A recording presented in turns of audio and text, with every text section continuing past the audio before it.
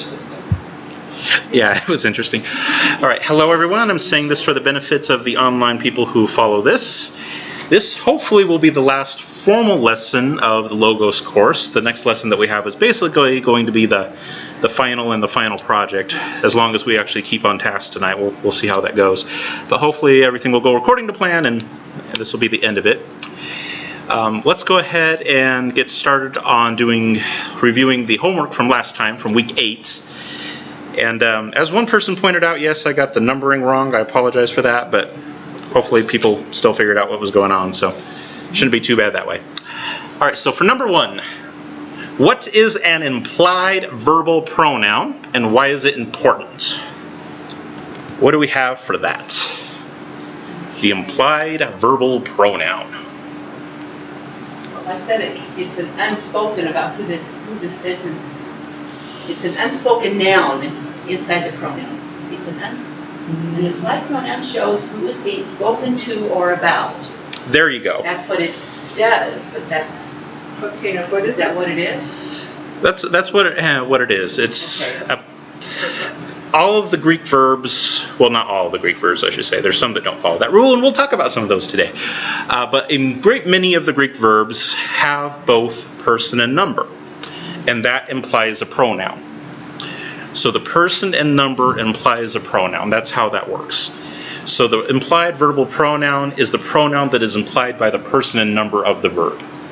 And the reason why it is important, what would we say on that one? Why is it important? Helps you know who is speaking. Helps you know who is speaking, and especially who you're talking about, because it's usually, about other persons.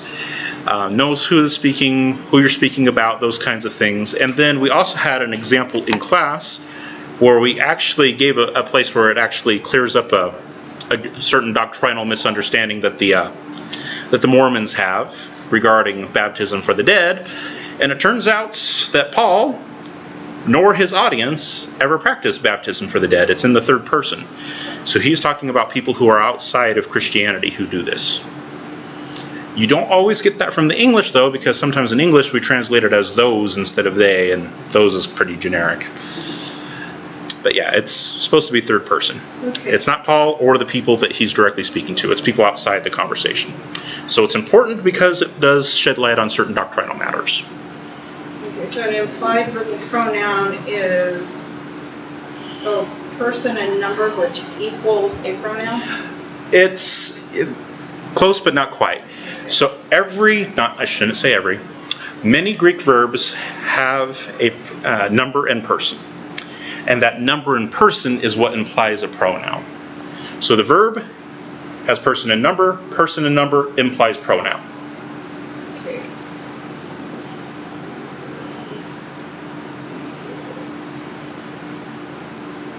Person and pronoun. The pronoun equals person and number, and that equals a pronoun, right? Yes, that is what does the implying there. The person and number is what implies a pronoun. Okay. Yeah, person and number of the verb implies a pronoun for us to work with. All right, any more questions about number 1? Because that is a fairly major point with now I Greek put verbs. down, apparently I was wrong, it says this, which then stands for the nominative or subject of the clause. That is also correct. Oh, it is. The implied pronoun can stand in for the subject of the sentence if there is no proper subject already there. Okay. So if there is no noun already there, or any pronoun that's already there, the implied pronoun can take its place. So in Greek, you can have the sentence adakrusin, which is just one word, but it can be a complete sentence in Greek. He wept. Okay. Has the implied subject, and it has the action. That's a complete sentence.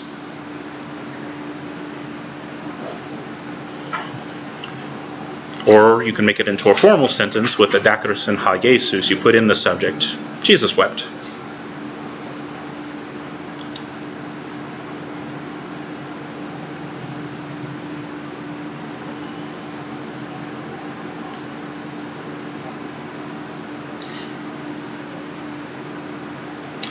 And what we just talked about actually answers number 2 a little bit.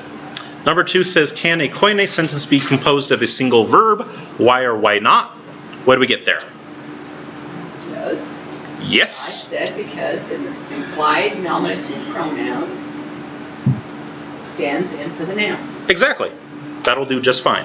So, can a Koine sentence be composed of a single verb? The answer is absolutely yes.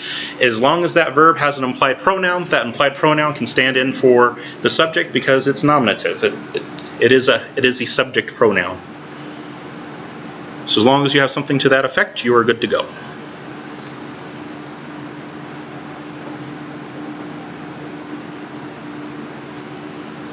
You can always tell it's lessons at the end of the sequence because people start writing in the margins more. The ones at the beginning, it's like yes, no, maybe. You know, it's fairly straightforward. Then you get to the ones at the end, it's like, you know, I want to know a little bit more here. It's going to be good to know this. It's going to be good to know that. Exactly. I was going to say, because I got it right, but I'm like, that's I wrote a wrong in their word, so I had to change it. Okay. That's great. Yeah. And then there are just days where you're just sitting there going, my brain is fried. That's what I did with parsing. That just, still fried. But, okay. Pretty much, yeah. All right, number 3. Actually, sorry, did we have any questions about number 2? Okay. Number 3.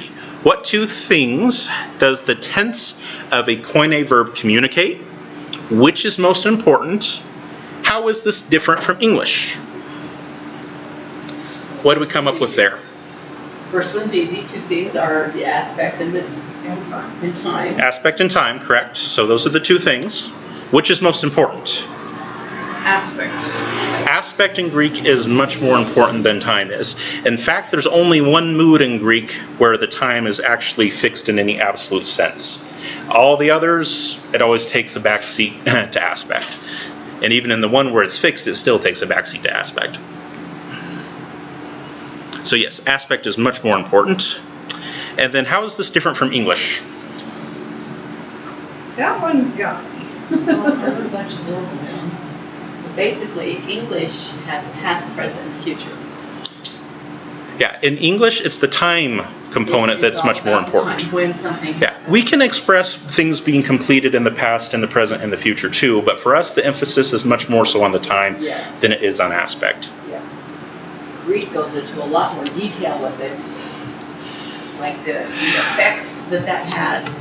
Yeah, is it ongoing effects? Is the action complete? Is it incomplete? Am I looking at this as a whole, kind of from far away, or am I actually in it, getting a dynamic look around in it? It does a lot. Yeah, it's interesting that way. A lot of it we can communicate in English, but it's just not the way that we think of it. We usually think in time first, and then aspect afterwards. We add lots of other words to cover the aspect. Yeah. So in English, we emphasize time. Greek, the emphasis is on aspect. All right, number 4. Sorry, any more questions about number 3? Okay. Number 4. Describe the 3 categories of aspect in Koine verbs. This is probably the hardest question on there, just because it's hard to describe something that is not natural to someone who's not a speaker of that language. But let's see what we came up with. An attempt. Yeah. So we have 3 categories. Progressive internal. You have the whole summary external and the completed. Right? Okay, those are the 3 categories. And then we get to describe them. And I said that the progressive internal, which shows representation and looking at something internally, and it can be used in the past or present. True, and oftentimes it has an ongoing or repeating aspect to it. It's something that keeps going on, or repeats, or is still going on a lot of times. That's the part I focused on my definition. That's fine. Did you come up with anything that was different in there that you wanted to ask about? I just added about the person's vantage point. Okay, and for the vantage point you said... That's all I said. Did you say if it was internal or external or... Yeah, that would be. No, I did not. Yeah. Find my chart. So that would be an internal vantage point. Yes, it's an internal vantage point with progressive, because you're in the action that is still going on, basically. right, and then for the next category, where we have the aorist and the future tenses, what do we do with that one? I said it dealt with an action being completed or one that will be completed. True. But there's not a lot of details. Not a lot of details on It it. happens outside of you. It's somebody else. It's happening to somebody else. It's very much so externalized, and it's typically somewhat distant in the feel of it. It's not something that you're close to. You're not getting a lot of detail from it. It's just the action as a whole and the complete action as a whole that you're looking at. All right, and then for the final category, that one was a little bit interesting. What did we get for that one? Completed. Okay, it was completed, yeah. But there was a weird thing that happened with that one. I just still don't understand that one. I know it can be used, it shows effect. That was one of the interesting things about this aspect. Is yes, the action is completed, but the effect, it also comments on. It tells us if the effect is ongoing or if the effect was also completed in the past. So yeah, as long as you bring out that part of it, that's mostly what I'm looking for on that one. You have to make sure that you get the effect in there on that one.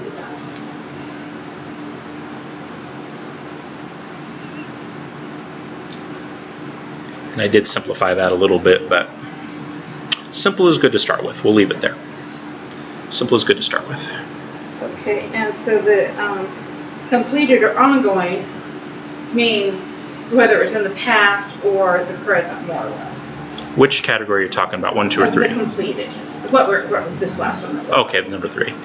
Yeah, when we talk about completed ongoing, we're saying that the action was completed in the past, but its effects are ongoing. There's the action and its effects.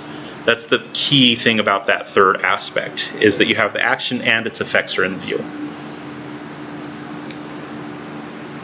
Which is why we had our example last time from the Apostle John talking about people who don't believe. They don't believe, that's their default, but that effect is going to carry on.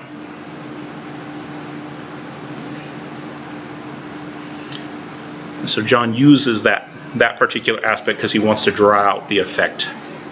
He wants to make people think about the effect. Yes, this is what happened, but what are the effects of this? It's not over yet. It's not over yet, exactly. So there are consequences. Completed action, but its effects of that action are still ongoing. Yes. Whatever they're doing. Okay. Yep. Exactly. All right, so, well, actually, I don't think we did too terrible on that one. Like I said, I would call that one the hardest one just because we're English speakers. We don't think in terms of aspect. It's hard to wrap your brain around it without trying to bring in the category of time, because that's just how we think. It's hard to describe it without that. All right, so number 5, unless you guys had any more questions on number 4. Okay. Number 5, how does the imperfect differ from the aorist in Koine Greek? How are they alike? I said both deal with past tense. Maybe they don't now that I look back at mine. Yeah, they do. Let me see if I can bring... Both deal with past tense, but imperfect is where you can be a part of it. And the aorist is you are not a part of it. You are watching it happen to somebody else. It's external to you. Yeah, that part is definitely true. I want to bring up the chart just so that we can look at it here. I said it in different words, but basically. Okay, so we have where the vantage point was already brought out. With the imperfect, you're in it. You're kind of viewing it from the inside. Aorist, it's something that you're viewing as a whole, generally external to you. So there's the issue of vantage point, so that's good. What are some other things that we could say about it? Well, because it can be progressive. Can be progressive, so what does that have to do with it? What is... Repetitive. Repetitive. So when we're talking about something that's in the imperfect, yeah, generally it's in the past, but it was something that was ongoing in the past. It was something that was happened multiple times in the past. Whereas the aorist, it's a simple event. It's a whole summary thing. It's usually just one single thing that we're talking about. There's no ongoing aspect to it. It just was that thing and it's done and over with. The imperfect, on the other hand, there's a little bit more depth there. There's more to it than that, and maybe even some repetition. So we have both the vantage point, internal versus external, and then we also have the nature of the action itself. Was it progressive, or was it basically just a point in time? And as long as you got something along those lines, you'll probably be pretty good. And with these, like I said, we don't think in terms of aspects, so I'm not going to be super picky on it, but those were the things that I would be looking at, both the vantage points and then the nature of the action itself. Okay, but both of them can be past tense. Both of them can be past tense. Okay. Yeah, especially in the indicative. Other moods, they kind of float around, but in the indicative, especially in the past. Yep. Anything else that we wanted to say about those two, the imperfect and the aorist?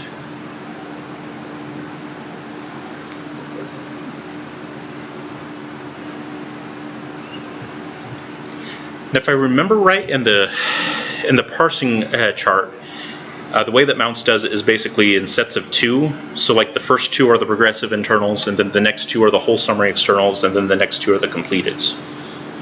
So I think he does the imperfect in the present first, then the aorist in the future, pluperfect and perfect. Where was that? On the parsing chart. This one? Yep. Okay. Yeah, so when he gives them, I think he gives it basically in order. The first 2 are progressive internals, the next 2 are whole summary externals, and then the next 2 are completeds.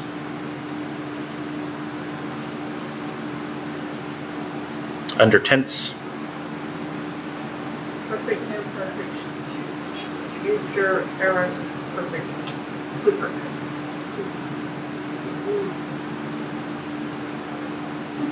Pluperfect, yeah. There we go. I was. Something. Yep, you're fine. All right, so is that any more questions about 5? Oh, okay. And then 6, maybe it was kind of a fun one, or maybe just boring. Write 5 sentences in English. Write 2 with active verbs. Write 2 with passive verbs, and 1 with a middle verb. All right, so let's see what we got. What do we have at least for one of the active verb sentences? I cooked meatloaf. I cooked meatloaf. So who is the subject of the sentence? Me. I, yep. And then Cooking. yeah. And then is the subject doing the action or receiving the action? I'm doing it. You're doing it, so that is active. Perfect. All right, and then from the other person, there's only one other person. Let's have a sentence with a passive verb. The house was cleaned. The house was cleaned. Okay, so what is the subject? The house. The house.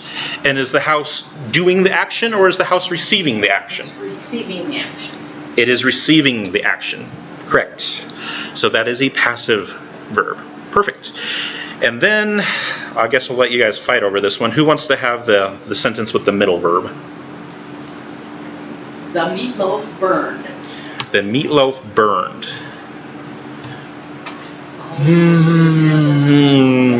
I said. That one's a little nebulous, because I know where you're going with it. Because the meatloaf is obviously the subject, and it burned, but you could also say, was it burned? Because both would be true, right? Okay, how about he dressed? He dressed. That one's a little bit more cut and dry, because we would assume that he'd be dressing himself, right? Exactly. But the meatloaf probably did not technically burn itself. Meatloaf didn't burn itself, so the action burn has to be okay. It has to go back to itself, so it has to do the action and it has to receive the action. And that's why I only had one sentence that had a middle verb, because they're typically harder to think of, especially in English. They are. I had to use your example and come up And then modify it. I washed, so see? And that's why she did I dressed. Right. Yeah. So A lot of, in the English, meatloaf burned then. yeah, It didn't burn itself. but it didn't burn itself. That's the Okay. problem, yeah. And in English, we have very, very few good middle verbs. Right? Yeah. You're right. That's not. It's very hard to Yeah. come up with a decent one.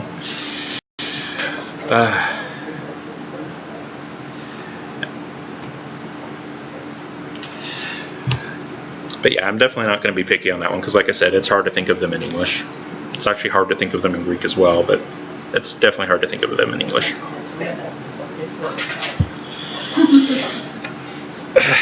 But that's the story I'm going to tell when people ask me about it. Yeah. Exactly. All right, number 7. How do mood and tense differ in Koine Greek? I said, moody verbs show a person's attitude toward what they are saying.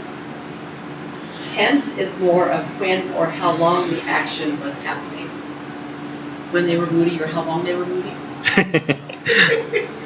Yeah, going in the right direction on that, yeah.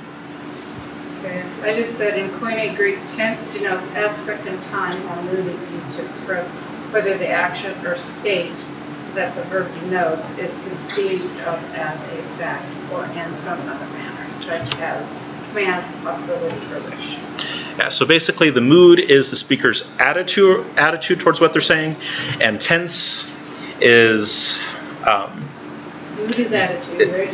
Yeah, mood is the attitude of the speaker, and then the tense is where the speaker is trying to place this, either in time or more commonly, because of how aspect works in Greek, where the speaker is trying to direct your attention regarding the action. Okay, so the tense, say that again. Okay, so mood is the attitude towards what you're saying, and then tense is where it occurs in time, or more commonly, the nature of the action that they're trying to convey. So mood is speaker's action, tense a lot of times is the nature of the action, and also the time, but not as much.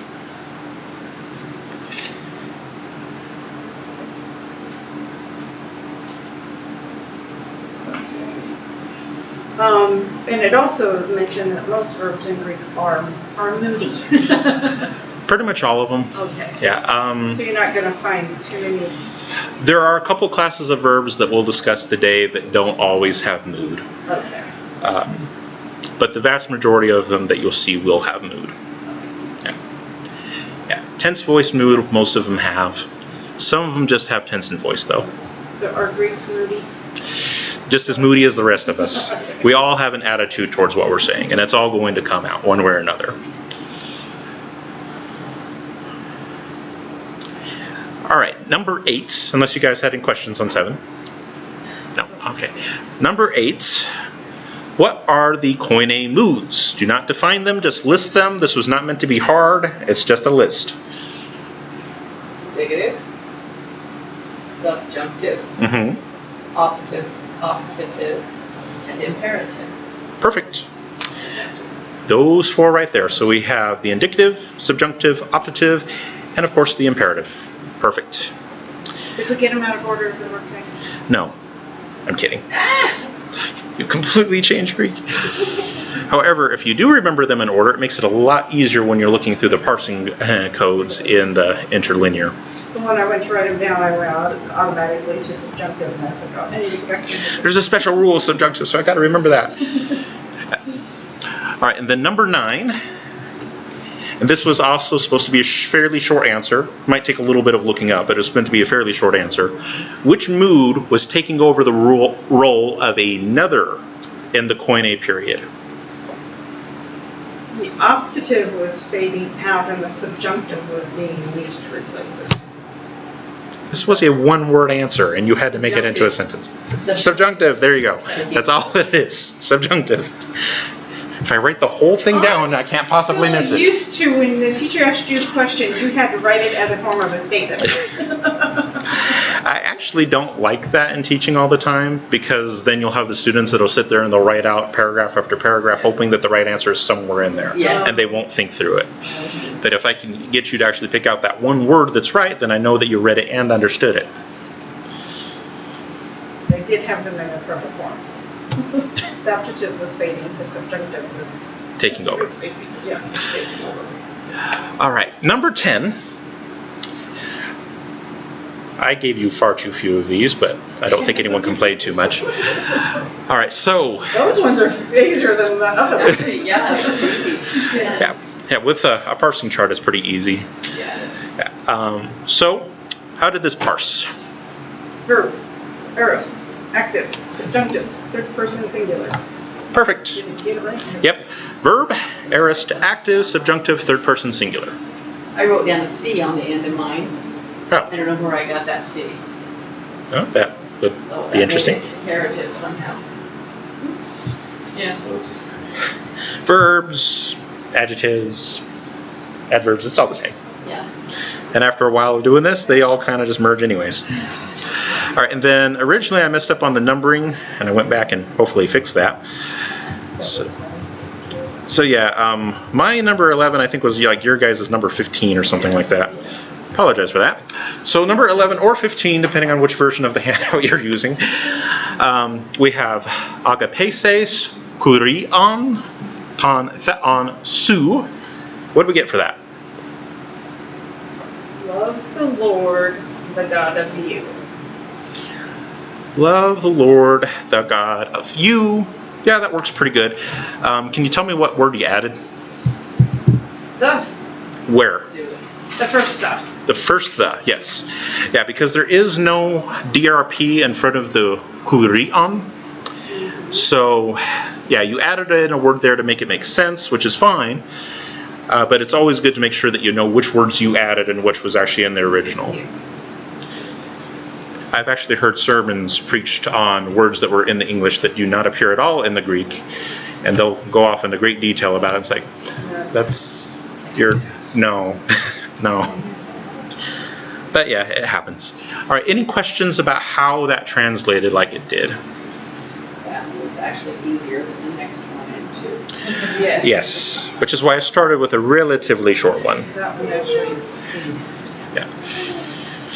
All right, and then in the second one we have on. Ha, I'm not sure if that was supposed to be ha or has, to be honest, because sometimes when I copy it over, it doesn't get all the letters, and if that was off, I apologize.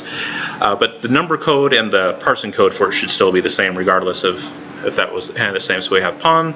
In this version, ha, I think it might have supposed to have been has. And then the dosin, moi, ha, pater, pras, eme, hix, hixe, yeah, hixe. All right, so that's well and good. What does it mean? Well, because I had a lot of help from you. Me too. But y'all do not believe, because you all are not out of the sheep which are mine. No, I said it wrong? we're on wrong one. Oh! Yeah, That's the next. even when I helped you, you know. I'm sorry. All whom the Father gives to me, toward me will arrive. Yeah, and that was another one of the Mounts ones where 2457, where it talked about arrival, which is technically, semantically correct. Mm-hmm. But in this verse, that is a really awkward way to translate it. I would not say will arrive. That I would just say will come. Okay. Will arrive is not technically wrong, but it's just really awkward. It's, And most things in Greek are kind of awkward anyways, but that's one that just wasn't super helpful. So, okay. yeah. So we had the pon was all, and then the ha or has, like I said, I'm not sure which one it was supposed to be because it doesn't always copy all of them across. And that was relative pronoun, so who or which. And we understand here that we're talking about people, so you can put who on there. And then the dosin was give, and we're asking who's giving. Well, that's the nominative. That was ha pater. So the Father gives these, and who does he give them to? It's to me. That's the one that's the dative. And then we have the prepositional phrase with the pros, toward me, and then you have the will come or the will arrive. So all who the Father gives to me, toward me, will come. And what I found interesting with all of these parsings is like the main word wasn't always the word that you used. It was would be the second suggestion. And that's the thing I just don't like about Mount. I love and I hate Mounts, you know. I love that he is a really cheap resource. There is no way we could have done this class as cheaply as we did it if it wasn't for Mounts. Because we got 2 pretty decent sources, under $50. it's hard to do that with anything else. The problem, though, is that all of his stuff is condensed. I mean, you think about a standard English dictionary and how many definitions they can have if you actually have a full dictionary. Yes. Well, that's the same problem that we have here. There's a whole lot more that goes into defining these words than he has space for in the back of the interlinear. I mean, some of his definitions are real short when you look in there. Some of them are like 2 words, or just 1 word, depending on the one. So, I mean, he just doesn't have a whole lot of space to work with. So it's...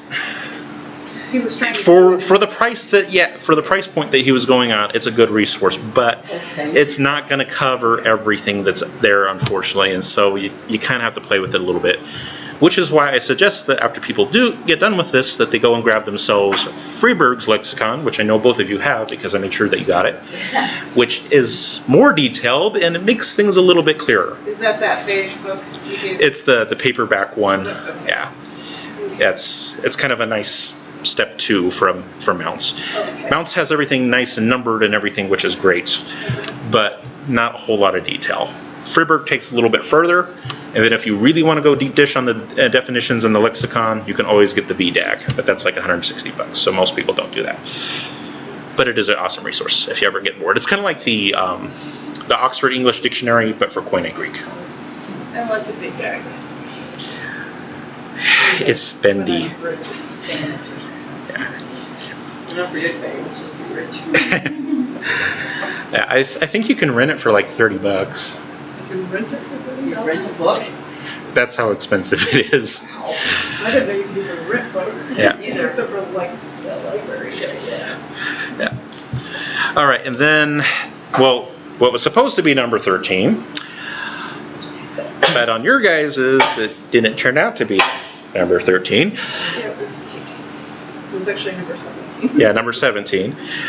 Considerably long, we have all humes, u, piscu ute, hati, uk, este, ek, ton, prabaton, ton, moon.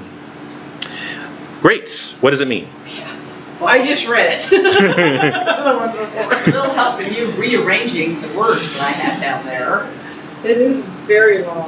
But you all do not believe because you are not from the sheep, but you're mine. Yep. Oh, you said from, I said out of. Yeah. So Out of. It could technically be either. Yeah. Yeah. You could probably make some arguments either way as to which one is technically more correct. Okay. From definitely flows better in English.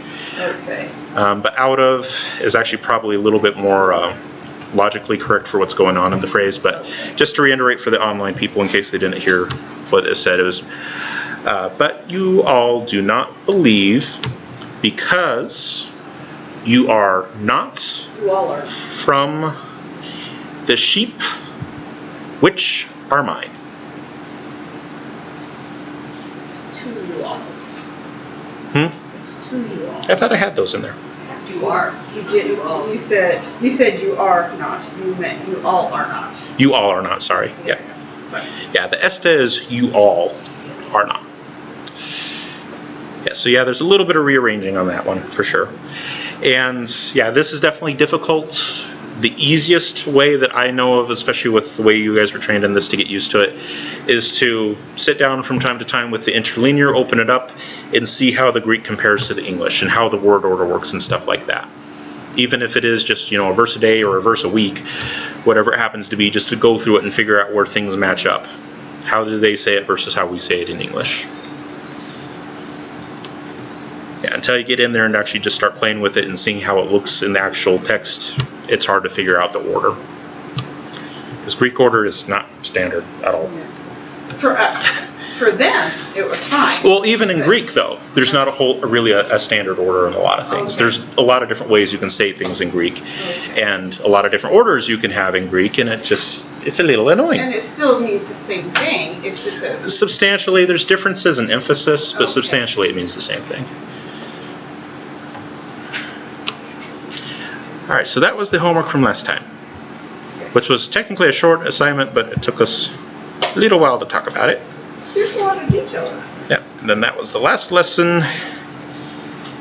And let's go ahead and get started on the quiz here. So we need quiz music. I remembered this time. And there's the quiz.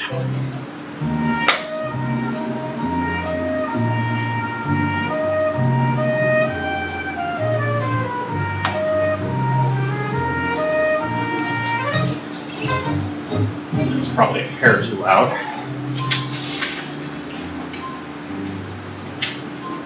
That's not too bad, I don't think. So yeah, can a coiny verb be a complete sentence by itself? No.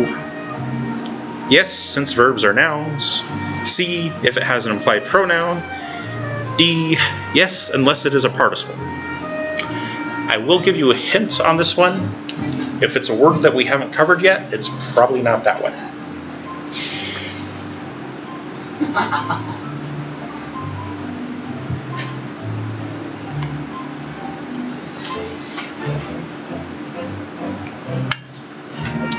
Now I get it. Yeah. It's like we've covered verbs with nouns and implied pronouns.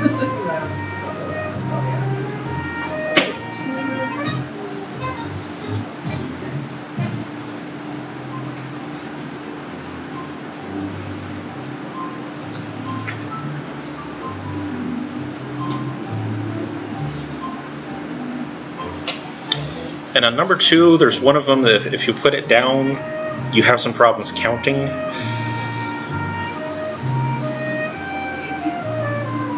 I got you. Yeah.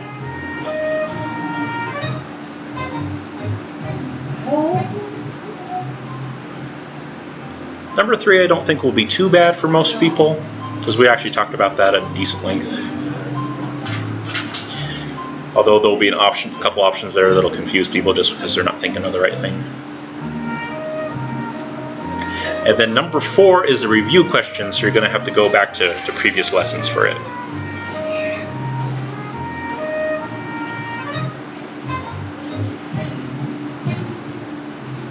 Okay, 4 is what? 4 is a review question, so you're going to have to go back to some previous lessons for it. It's a question about pronouns, so you're probably going to have to go to the section on pronouns.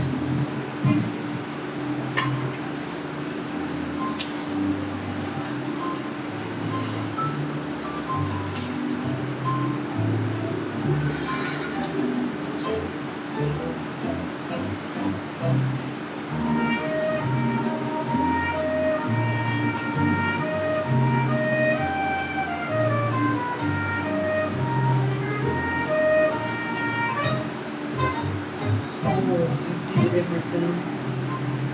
Gotcha.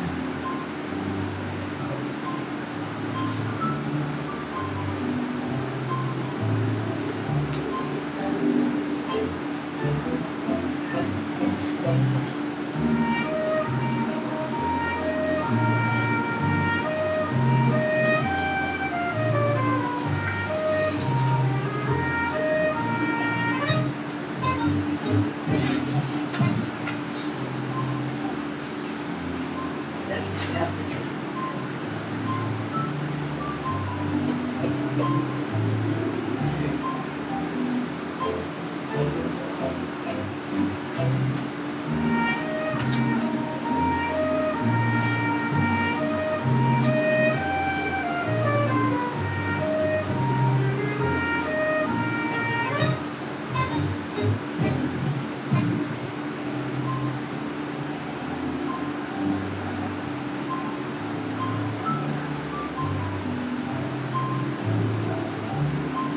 I have a decision to make.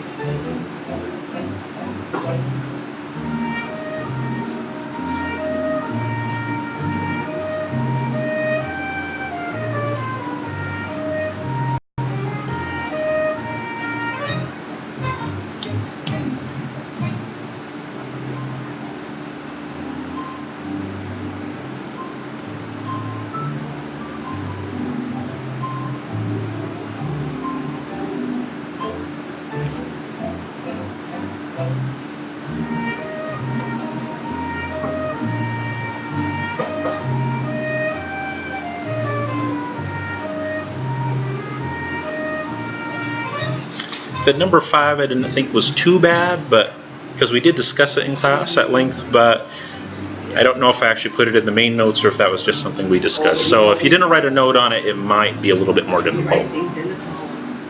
I like that I write that one.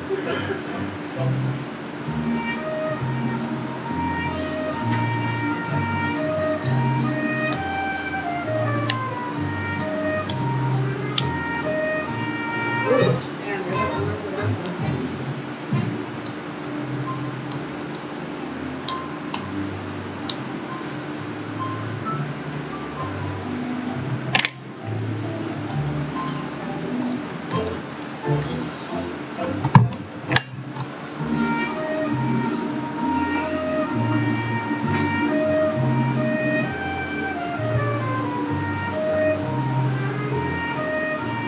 one. I think I have that information.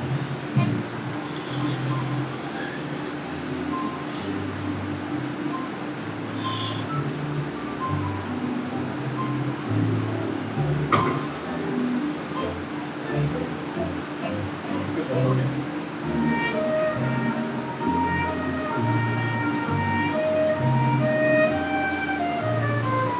Strange. Ah, there we go. See, you've got it, right? I only wrote down the example of participles.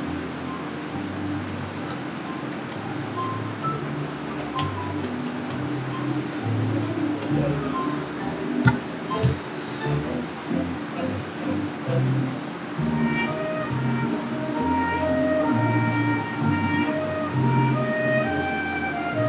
Okay.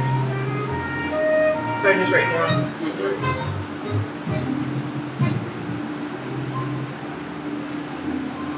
Hopefully I got that right. We did too.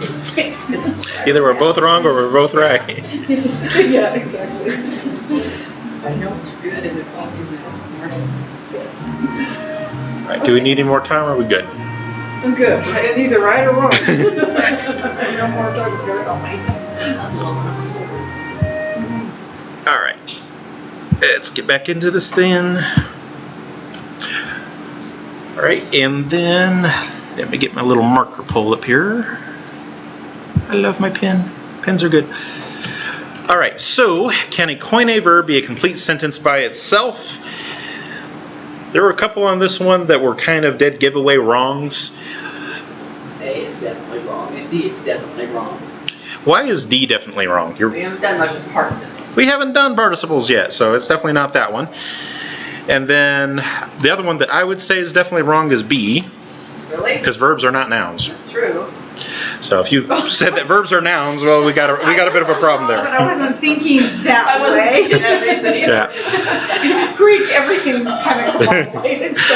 Now there are some verbs that function like nouns, but no, they're still not nouns. There you go. All right, so that kind of only leaves two options. We know it's not A because we know it's yes. Well, we discussed that just previously, so there we go on that. So by process of elimination, C, it can function as a sentence by itself if it has an implied pronoun.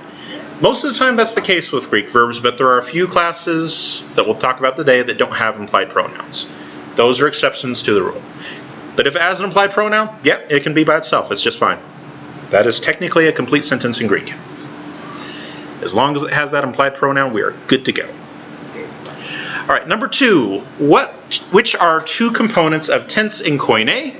There's one of these that is definitely wrong.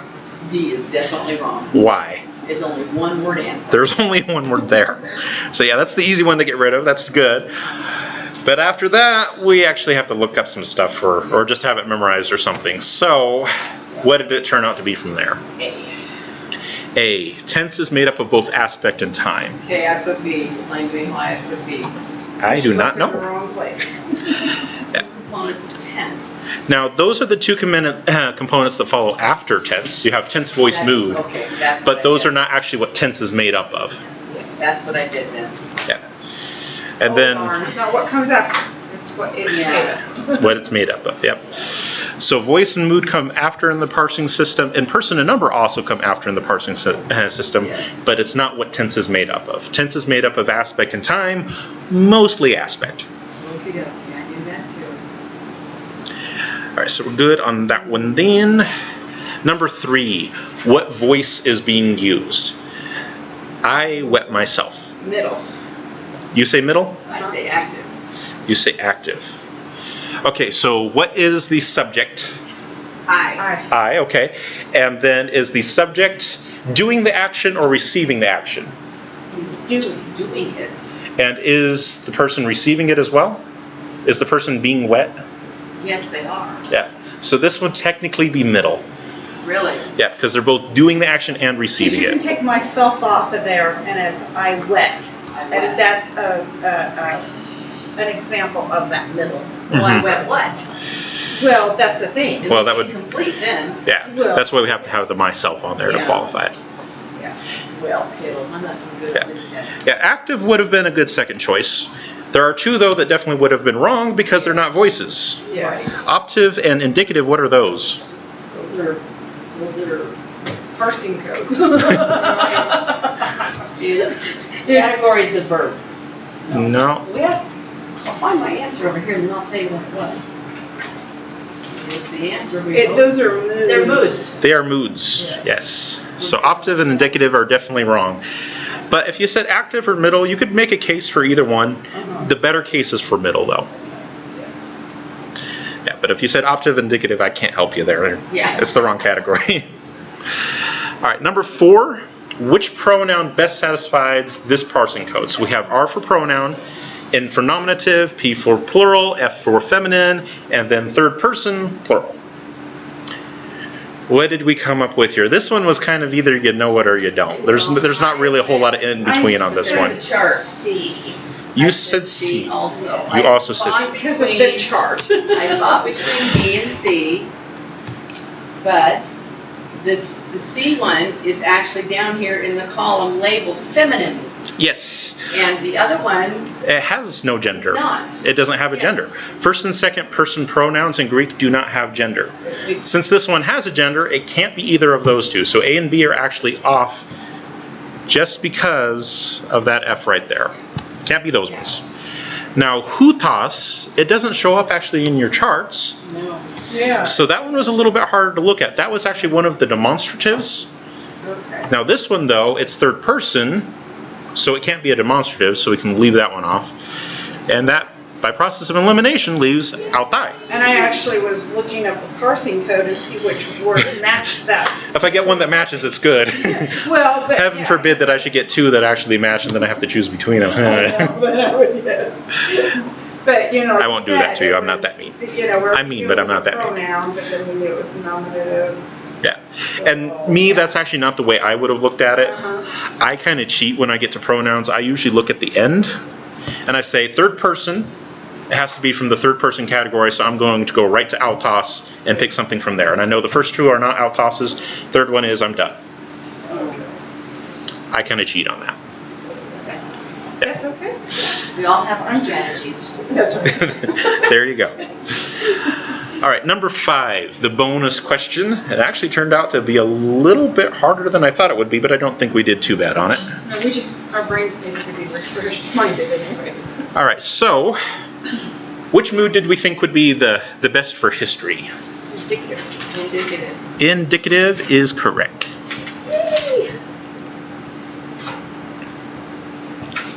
Woohoo! Indicative.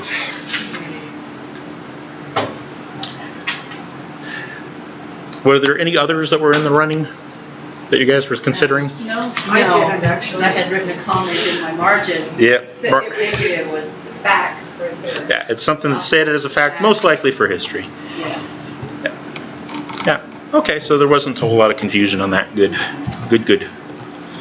Goodly, goodly.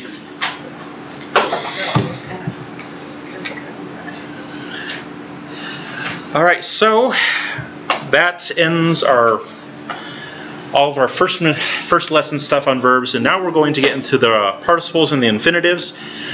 I'm going to try to do this as quickly as I can. So here's what you guys need to know about this section. You are not going to get most of it. That's good Okay. to know right off the bat. Okay, you're not going to get most of it. I'm putting this here so that you have the material so that you can come back and you can look at it later if you want to. There's part of it that you definitely can get now, and I put that at the beginning, and I'm going to emphasize that quite a bit, and we're going to spend some time there. But a lot of the other stuff is write it down, look at it later when you're ready for it. Okay? Don't worry ourselves too much. Don't worry yourselves too much about it. There's not going to be a whole lot of this stuff that will show up on the test for next time. This is just kind of FYI. Most of it is FYI. The first part that has to do with participles, and the first part of the first part with participles will hit kind of hard, because that's stuff that we've actually talked about a little bit before and we've kind of seen before. The other stuff... I think I just found the part we're not going to get. Yeah. Wallace's syntactical Greek grammar beyond the basics. Yeah. And he got it. Pretty much. So yeah, this is going to be the the overview of overview kind of thing here. So yes, there's going to be some of it that you don't get. Don't stress out about it. Focus on the stuff at the beginning. All right. So getting into this, koine participles. Participles are classified as verbs, but they can behave like adjectives and adverbs. That's just peachy. So yes, technically it's a verb, but they don't always act like them. And I'll give you a hint right now. The part of it that you guys need to focus on is the fact that they can act like adjectives. That's the main part that you guys need to be honed in on.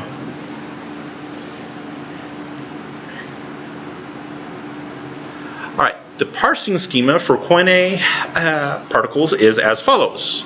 You have the type, like you normally do with any word, and this time the type is going to be abbreviated PT for participle.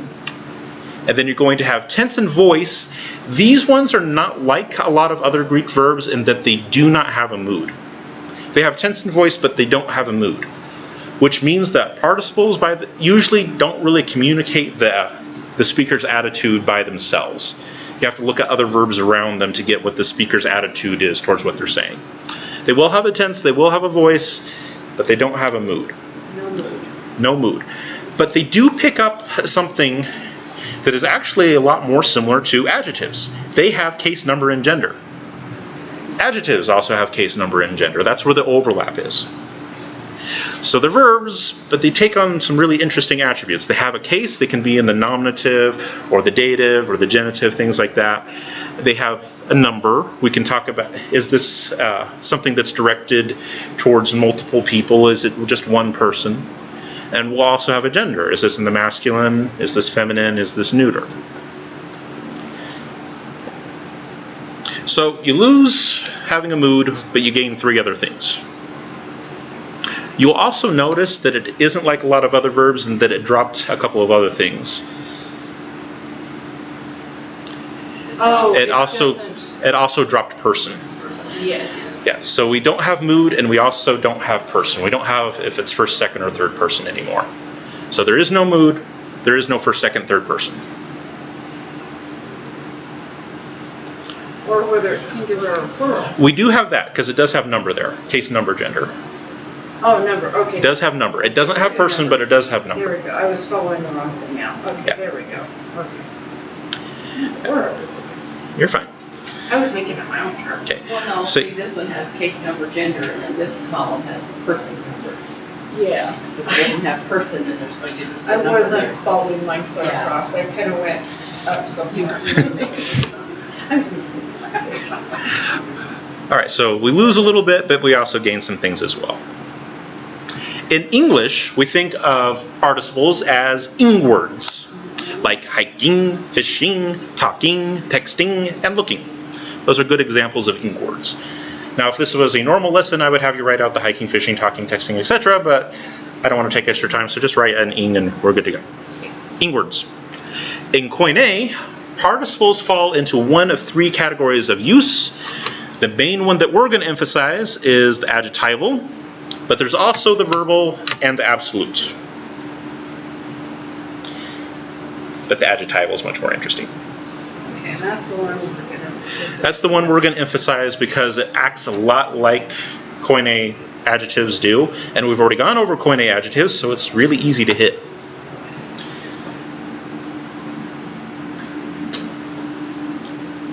All All right, are we done writing everything in through A through D? Yes. All right, perfect. E, like adjectives, adjectival participles, if I can talk today, interact with nouns and or the DRP to perform attributive, predicate, and substantival functions.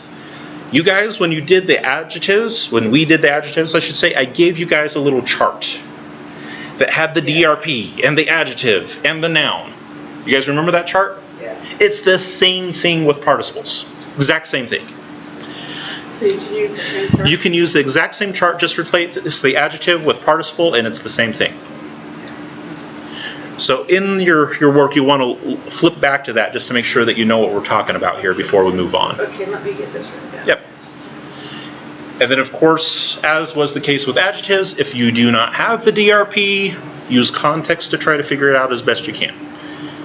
But if you do have the DRP, use the DRP chart that I gave you with adjectives and you'll be good. Okay, so I'll just say refer to DRP chart. You'll actually want to look it up here because we're going to use it here in a couple seconds. So where did it go? Yeah, so you want to look up adjectives, where we talked about adjectives. Okay, adjectives. And then you'll want to find the little adjective chart that we gave you that included the DRP, the adjectives, and noun. This one? No. This one? Yes. This little guy? Yep. Okay. Yeah, that is the one that we're going to refer to. So you may want to take that out and put it somewhere separate so you can look at it through the rest of this. I don't know. Okay. Just remember where you found it, I guess. Dog ear a page or something.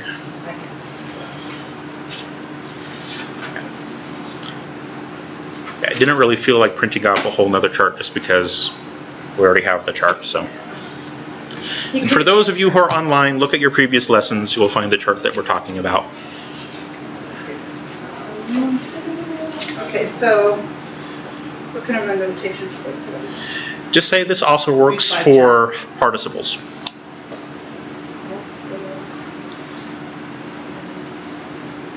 As long as the participle is acting as an adjective, which is basically all that we're really going to worry about.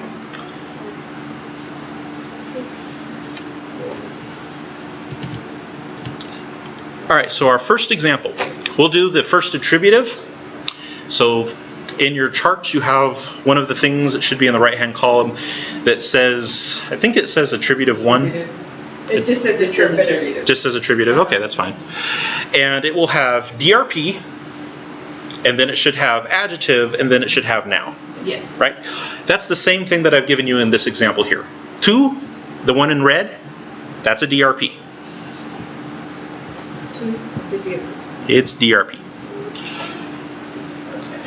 And instead of an adjective, the phenomenu, that is a participle. Wow, they're big words, aren't they? Pretty much. And then the asteros is a noun.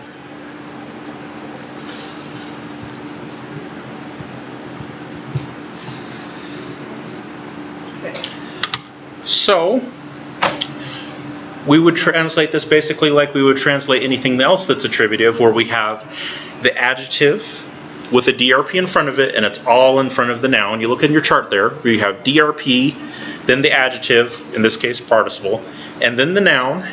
And when we translate it, we're going to translate it just like we would there. And which is basically, we keep the same order. DRP is basically the, and then phenomenu, it's a participle, so you have to have the ing on there, so it's shining. And then asteros is star, so the shining star. It's pretty straightforward. And technically, this one's genitive, that's why the of is out in front. That's not super critical for translating what we're doing right now, but technically it's genitive, so you have an of in there. But the main thing I want you to get is the shining star.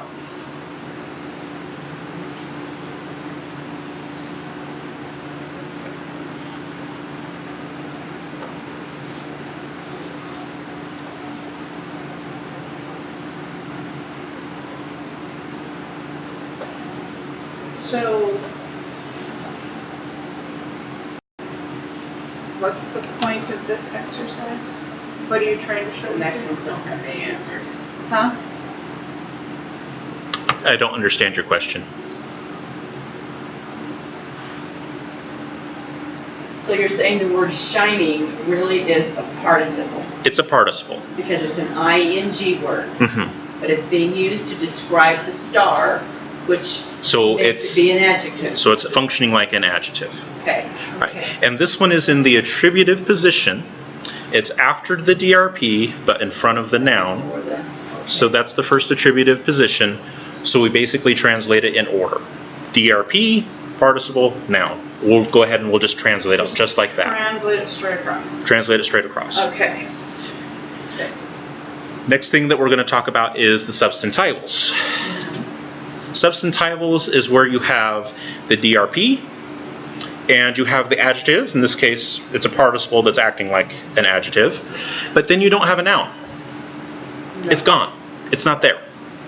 When that happens, you have to fill in the noun, usually with the word one. With the word one, Usually. usually. So we'll pick an example from John 3:16. Good verse. Hopefully everyone knows it. And our words are pas, ha, pistuon. Pas is not a DRP, a participle, or a noun, but it does mean all. Means all. Yep. And when it's in the singular, which this one is, it's each or every.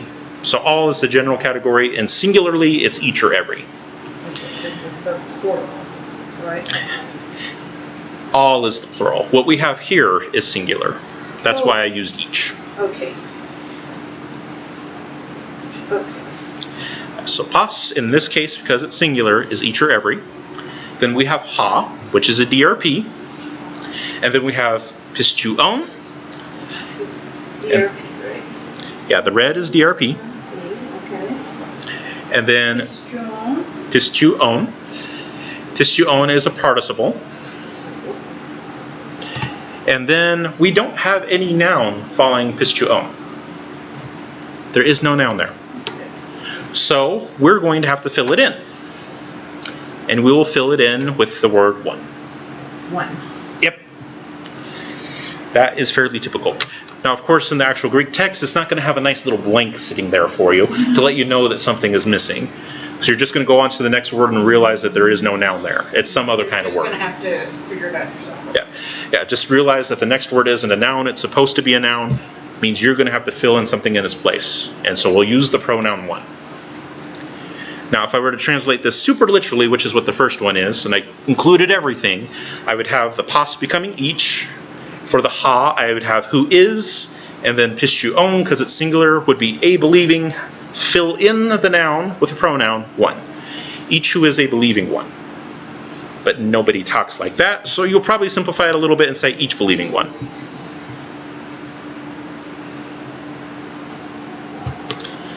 Dropping the DRP out of the translation. You lost your- Yeah, you lost your DRP when you simplify it, and a lot of translations will do that or worse. Okay, A lot of translations greatly simplify the passage, but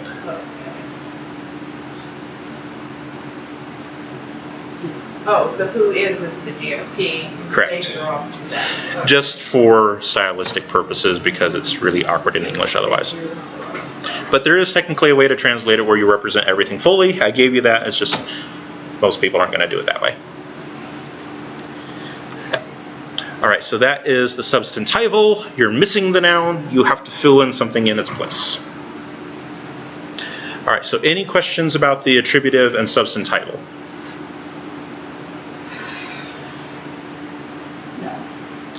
Okay, so attributive, you basically translate it in the order that it's given to you.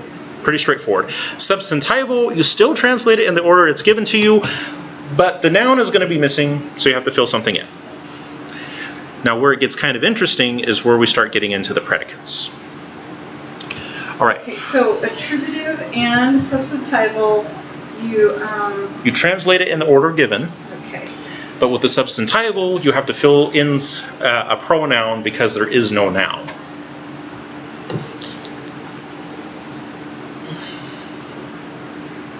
Okay, so missing noun, how do you say it? So as a missing noun, so you need to find a pronoun, right? You need to replace it with a pronoun.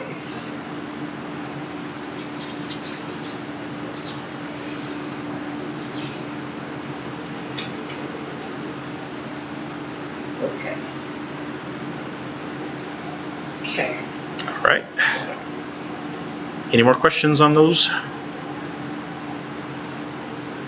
now. Not right now. All right. Predicates.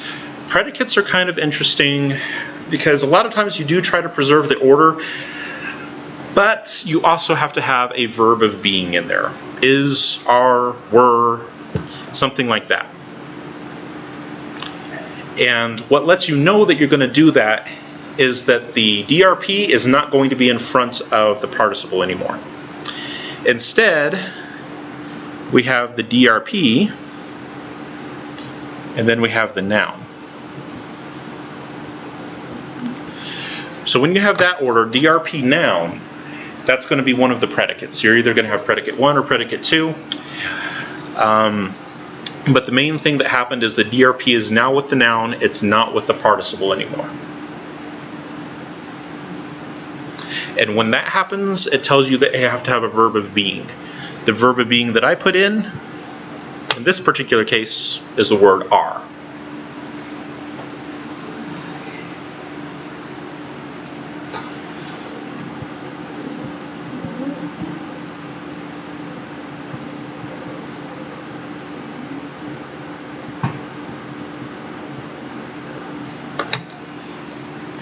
And that was actually the same as it was for adjectives.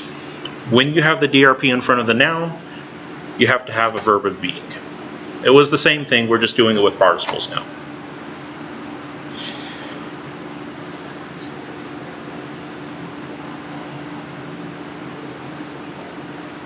Okay, so are was added, or verb of being. Yep, it was the verb of being that was added.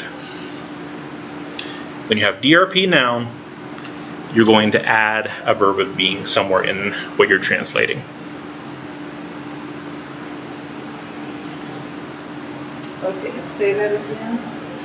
When you have DRP then noun, in that order, the DRP is in front of the noun, then you're going to have to insert a verb of being somewhere in what you're translating.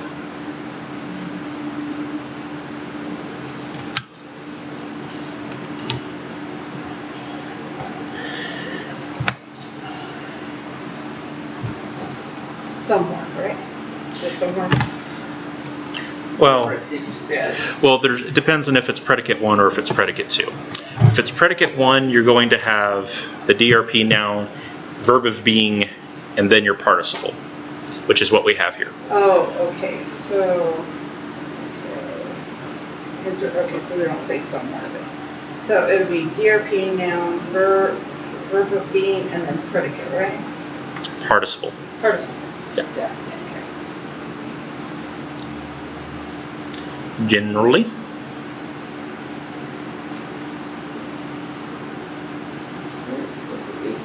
DRP noun. Okay, so this is DRP noun. There's no position 3 on that one? What do you mean? DRP noun participle. Makes it predicate 1. Where it says adjective. Pretend that says participle. That's right, okay, Yeah. that's right. Yeah, the participle is filling in for the adjective. That's right. That was what I forgot. Yeah, I'm just telling you that the key marker is that the DRP is now with the noun instead of being with the adjective or participle, as the case may be. It's where the DRP is. Is it with the adjective participle or is it with the noun? Before they were with the adjectives? Yes. In the predicate, it's before the noun. In the attributive, it's before the adjective or the participle.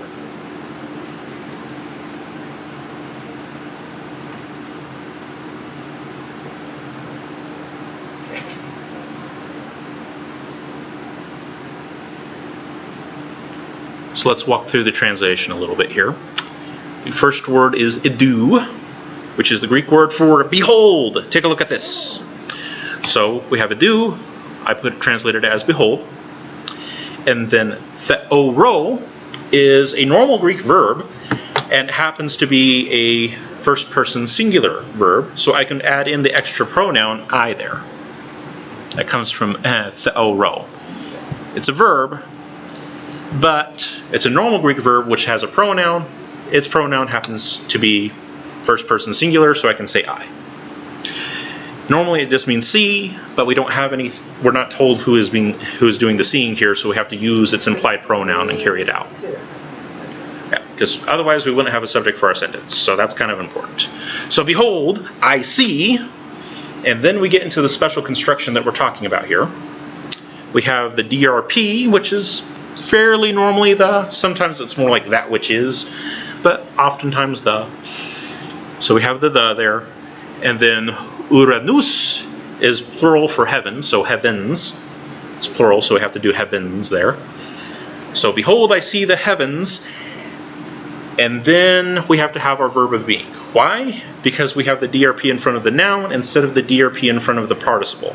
So that tells us we have to have a verb of being before we get to that participle.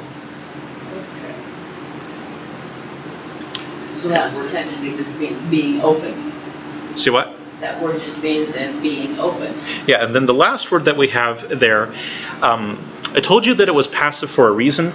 Normally, the base form of the verb would just be open, to open something. It's a participle, so it has to have an ing in there. So it would be opening. But it's passive, so it's not doing it itself. It's being opened. Yeah. So the normal verb means to open. The participle is opening. It's passive, so it's not doing it itself. It's being opened. So we have to watch that parsing there. You have to watch the parsing. I didn't give you full parsing on this one just because I didn't want it getting in the way. But this one was important. There's a reason why I put the ing with being instead of the open. Because normally if it was a participle, you'd just say opening. But it's passive, so it's not doing... Huh? You couldn't just say, behold, I see the heavens opening. No. Because, yeah, you're right. We couldn't just say that because that would imply that the heavens are doing the opening. But it's passive. They're being opened. That is a good point. Okay. They're being opened. So we have the verb of being is are, and then we have being opened because it's a passive participle, which messes things up. And do you guys remember the story on this one in Acts 7? What's going on here? Stephen, when he died. Yes, this is Stephen when he died. And as he's being stoned, he looks up and he says, and a lot of translations will just say, behold, I see the heavens opened, which kind of misses the passive part of it, where the heavens are actually being opened. He's seeing it happen, that process happening. Yeah, he's seeing it happen, but he's also seeing a cause in there as well. It's being opened. It's not doing it itself. It's just not just the heavens parted. Yeah. Yes. They are being Someone parted. is opening. They are being parted. Of course, yes. Okay. Yeah. A little bit of a nuance, and it doesn't greatly change what happened, but it is an interesting nuance. But you have to get into those frames of mind because it does make it is important in certain cases. A lot of times, the subtleties are subtle. Yeah. And it's not going to matter that much. But in certain places, especially when you're dealing with like the Mormons and the Muslims and other groups, some of those subtleties do become important. Yes. All right, predicate 2. Predicate 2. This is from Hebrews 4:12, which is another one of my favorite passages. Hopefully it is your guys' as well. Sure. This one I picked because it throws in something that is important to recognize with Greek. Bye, Mr. Motorcycle. And it has to do with Greek conjunctions. Gar here is a Greek conjunction, and sometimes with conjunctions they actually occur as the second or third word in the sentence instead of at the beginning where they normally would be. So you're going to have to kind of mentally just throw it forward. So living for is the word. Huh? So living for is the word. Yeah, which would be really, that doesn't work. So yeah, throw the conjunction forward, and then you can translate from there. But that's the order it's going to occur in Greek. A lot of times they're put as the second or third word. Participle. Yeah. This is a DRP. And So logos is logos. is the noun, right? Yep. So we still have DRP noun, and so that tells us that it's going to be predicate, which means there needs to be a verb of being somewhere. Okay, how do you know there needs to be a verb of being? We have DRP noun instead of DRP predicate. Oh. DRP predicate, There is no verb of being to add in. DRP noun, you need to add a verb of being. But you can generally keep the same order, except for that conjunction, which you have to throw forward. Gar is for, and then zone is a participle, and we can do it just like a normal participle. You look up zone in the lexicon, and it's going to say to live. Turn it into a participle, add an ing on the end of it. So it's living. And here it's not passive or anything like that, so you can just leave it as living. So living is, and you have to have that is in there, because when you have this order, the DRP noun, you have to throw that verb of being in there. So for living is, and then LOGOS is the word. For living is the word.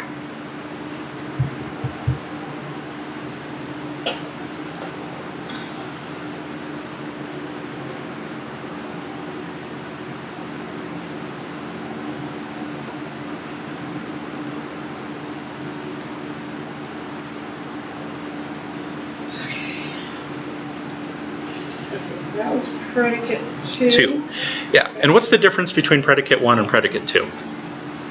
Position of the predicate 2 starts with an adjective.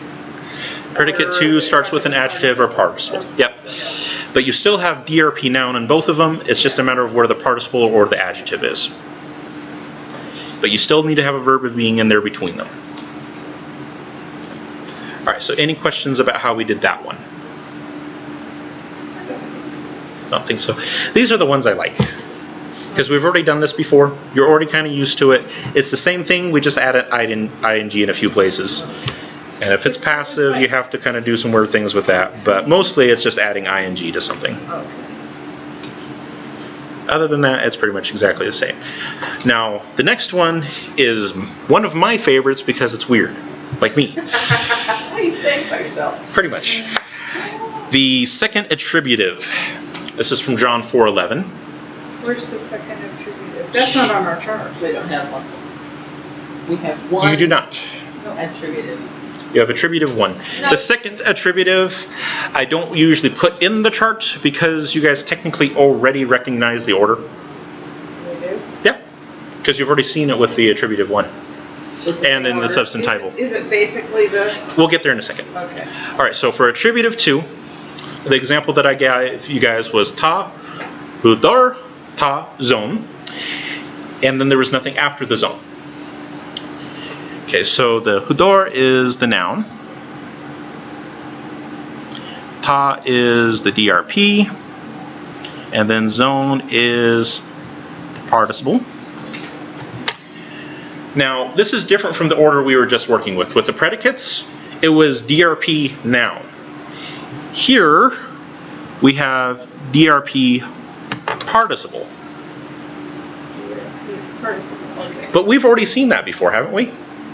Yes, We've seen that 2 places. We've seen that with the attributive Yes. and with the substantival. There's 2. Yeah, exactly. Which one is this one going to be? Is it going to be the attributive or is it going to be the substantival? it's going to be a substantival.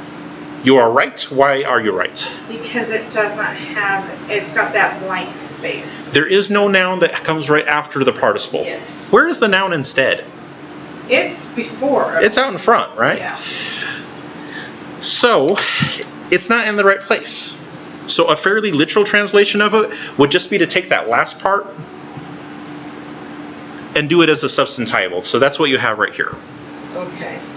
So the first part, the ta hudor, was the water, and then we have the living, and then you need to fill in the spot. And here, 1 really wouldn't work very well. The water, the living one, doesn't really make sense unless you're actually talking about a person. Unless you make it. So here, the safest thing to do is just to refer back to whatever the previous noun was. Okay, so repeat the noun. So that would be the formal translation, and we talked about this last time. We said this is the way that Wallace would do it. This is the super formal way. You say it's DRP participle, no noun, that's substantival, just put a substantival there after you're done translating what you just translated. Technically that is correct, it works. It's a little awkward to say in English. The water, the living water, is kind of this little positive phrase that just kind of sits there.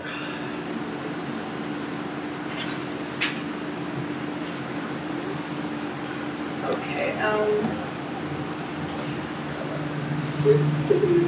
okay. All right.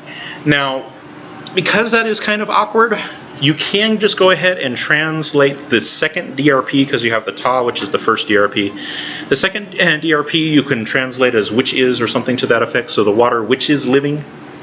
Okay, the first DRP is the top. Okay, I just. Yeah, ta and ta.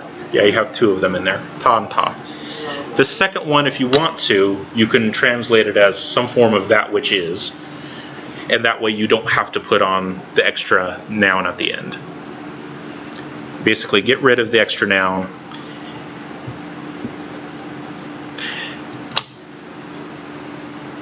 And so you can say the water which is living. And that is frequently the way that I would say it, because that is the order that is given in Greek. And then there is the way that Mounce would do it. Mounce simplifies like everything. So he would also take out the DRP as well. He would also take out the noun that is supposed to be there, that the position implies, and he'll just put it as a first attributive and bring it back in front of the noun and say the living water, we're good. So yeah, Mounce converts his second attributives into first attributives and just goes on from there. Although technically it's not the same thing in Greek, and it doesn't have quite the same meaning. It's pretty close, but it doesn't have quite the same meaning. But for Mounce, it's yeah, close enough, moving on. Okay, so what would be more accurate would be with the water which is living. The water, the living water, is actually technically the most correct. This is That's the Wallace version. okay. Then at the far end of the spectrum is the Mounce version, which he really simplifies to the living water. And then I'm in the middle, the water which is living. Okay. Yeah. They all get across the same basic idea, though. Okay.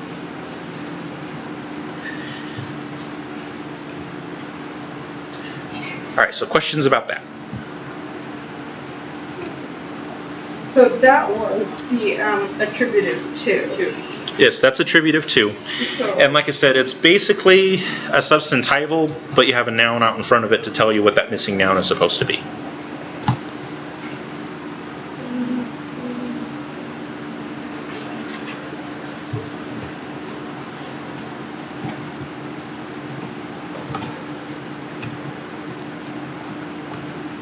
okay, basically a substantival of what? It's a substantival, but you have a noun out in front of it to tell you what the missing noun is supposed to be. So we know that that second part where it says the water, the living water, we know that it was talking about water because that was the noun that was already given.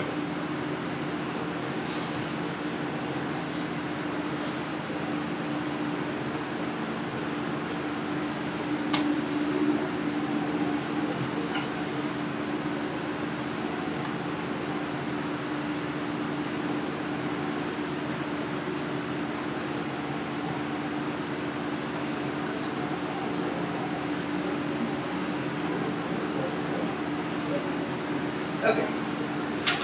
Got it. All right. Any more that we need on H, I, and J? It's good. Okay. It's good. All right, that is the main thing. The rest of this is basically going to be fill in the blanks as we go. We're not going to spend a whole lot of time on it.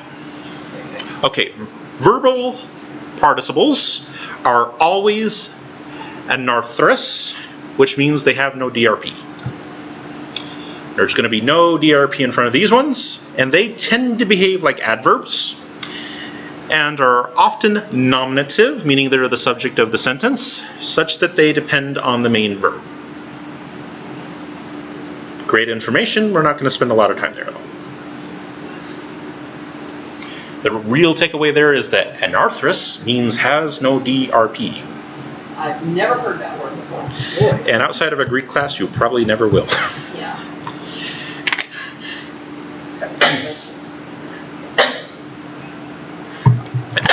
Excuse me.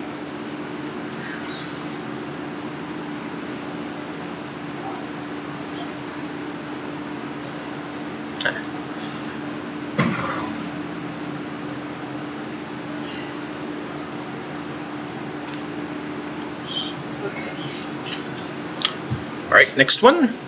That being said, verbal Did I say particles? I did say particles. You mean participles? It's supposed to be participles, yes. Oh. I apologize. Participles. There we go. I love things that are editable. Yay. Okay. Moving on. Okay, so that being said, verbal participles, I apologize for the typo, have many nuances which we will not be able to cover. So a brief outline by Wallace will be included in your notes to show you some of these uses. When you get really bored and have a lot of time, you can read through all of that. Is this it right here? Yeah, all that stuff quoted from Wallace, that's that. And for those of you who are online and worried about copyright issues, I just did the summary that Wallace does. I did not do the full chapter. Okay, and I did attribute it to him. And what I'm basically doing is I'm advertising for him to sell his book. So if you want to get the full details, you can go and buy Wallace's book. I just gave you the brief outline. You know what I want now, right? All right, and here is our one little example. We're not going to do all the examples like we did on the previous one because then we'd be here forever, which we don't want. So here's our one little example. We have our participle, and we have our main verb. So with the participles we were looking at before, they occurred with nouns or had an implied noun. Here, they occur with verbs. That's why it's called a verbal participle. It's occurring alongside a verb. So it's not talking verbal, It's a verb. associated with verbal. It's the type of word, yeah. It's a with a verb. All right, and the participle here means, well, the base form would be tremble. It's a participle, so trembling. And then the main verb is came. There is no proper subject here, so we have to use the implied pronoun. That's where the she comes from. So she came. How did she come? She came trembling. So it's being used as an adverb. So you have a participle with a verb. It's a verbal participle. That's pretty much the short of that. It's not occurring with a noun. It's occurring with a verb.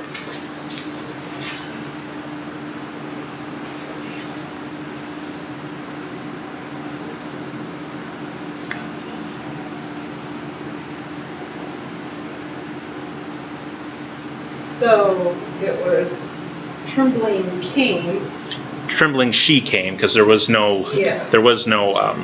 pronoun or noun in the sentence, so we had to fill that in. Yeah, so it's trembling came. You had to add the implied and then switch the order. Technically, you could leave it in the other order if you wanted to. You could say trembling she came if you want to be a little bit more stylistic, but yeah. A more natural order would be she came trembling. Well, depends on what you count as natural. I'm not going to worry about it. I'll put it like that. All right, are we done copying down those? Yes. Okay. Then you should have your giant section by Wallace there. It's not actually giant. It's like a page, but Big enough. it's big enough. And then on over to N, we talk about absolute participles. And they usually occur toward the beginning of the sentence, and they may be classified as nominative or genitive. The big thing about them is that they occur towards the beginning. That's going to be their dead giveaway most of the time. So it's a special participle phrase, and it's going to be at the beginning of a sentence. It's kind of its marker. And there are two cases that it'll take on, either the nominative or the genitive. Well, actually, I should say two cases that it'll be associated with, either the nominative or the genitive.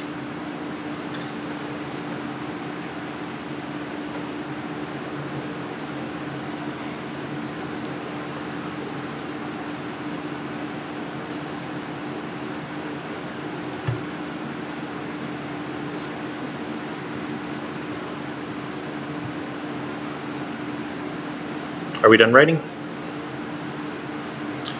All right, the nominative absolute, and I did it again. Participle.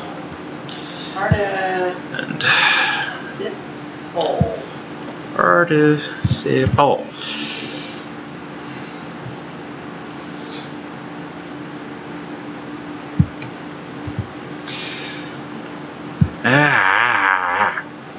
Online people, I apologize. Another part, is it that, so you're wanting the particle on the next one too? What do you mean? Substantival nominative particle, is that correct? Where are you talking about? The next next sentence, just the next line. Oh, the next line on the Is sentence. that particle or is that participle? Participle. Okay, there you go. I hate this thing. It does not catch what I want it to catch. Because unfortunately, both of them are word. Yes. You had a word there. Yes, I did. It just wasn't the right one. Okay.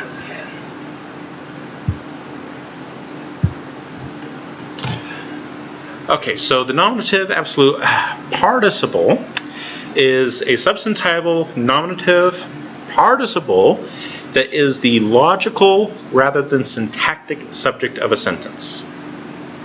So it occurs towards the beginning. It's acting basically as a noun, and it is the logical subject of the sentence. It might not be the picky grammatical one, but it's the logical subject of the sentence. You said it's acting as a noun? It's it's substantival, and so it is going to act as a noun.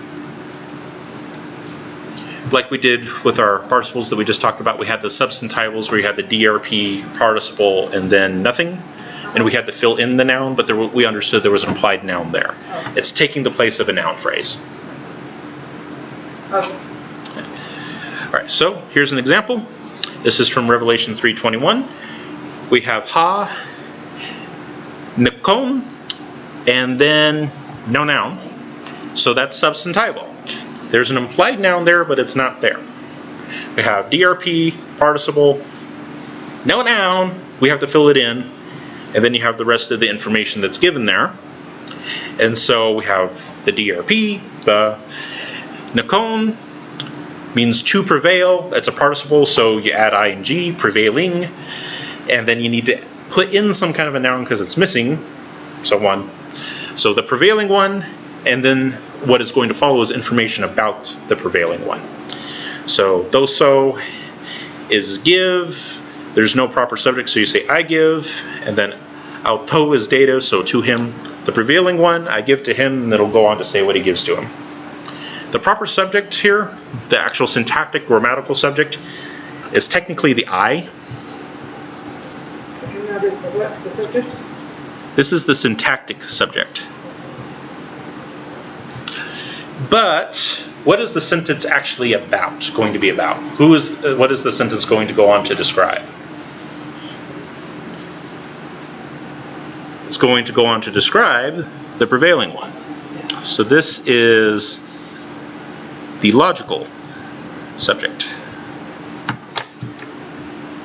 So it's at the beginning of the sentence, and it's the logical subject instead of the syntactic subject. And so it is the nominative absolute participle. Now I'm doing it.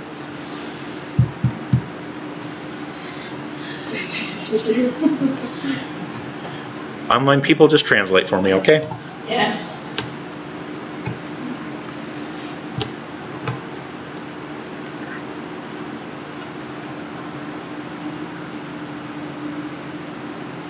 Wow, answer off the translators.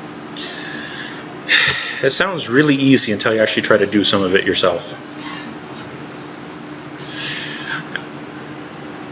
Always love it when people say, oh, I could do that. Oh. Have you ever tried? No. Only people who have never tried that say that.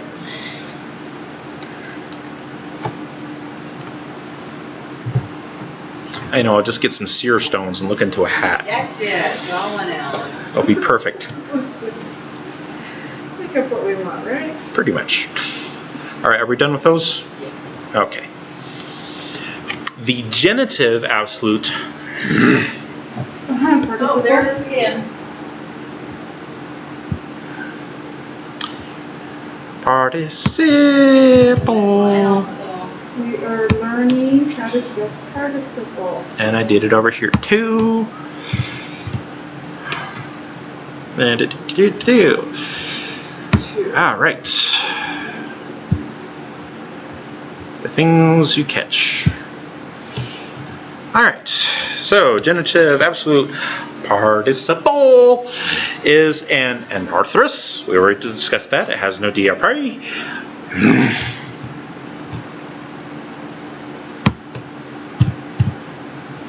Well, at least I'm consistent. Yes, you are consistent.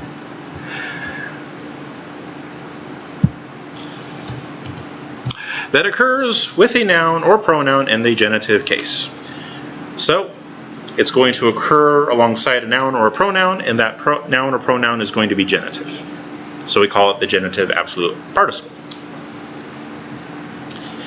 In English translation, the genitive absolute participle often requires the use of the words while or during. While or during.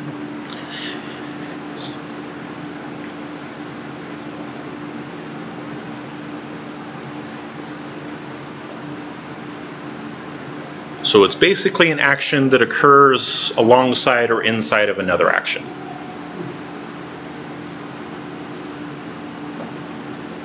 Okay, so it does what? What did you say that? Occurs what? It's an action that occurs alongside or inside of another action. At the same time, concurring. So I think of the word I tell the kids all. Two things are happening at the same time.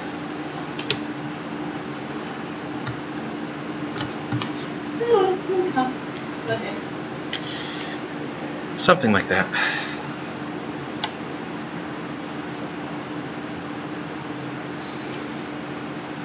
All right, and then our example is from John 4:51. We have our participle, it's in blue, and then we have our noun or pronoun, and it is genitive. And specifically, this is... Yeah, I have to turn on the pen first. So this is a pronoun that happens to be genitive, and the participle is with it. It is towards the beginning of the sentence, so it's still going to be in the absolute category. And then the ede de would be translated as but now. And then the auto katha by non-tas, well, the katha by non-tas would be going down, and then autu would be his, so during his going down, then it picks up from there. The slaves of him met him. So during his going down, the slaves of him met him. So this action occurs alongside of this other action.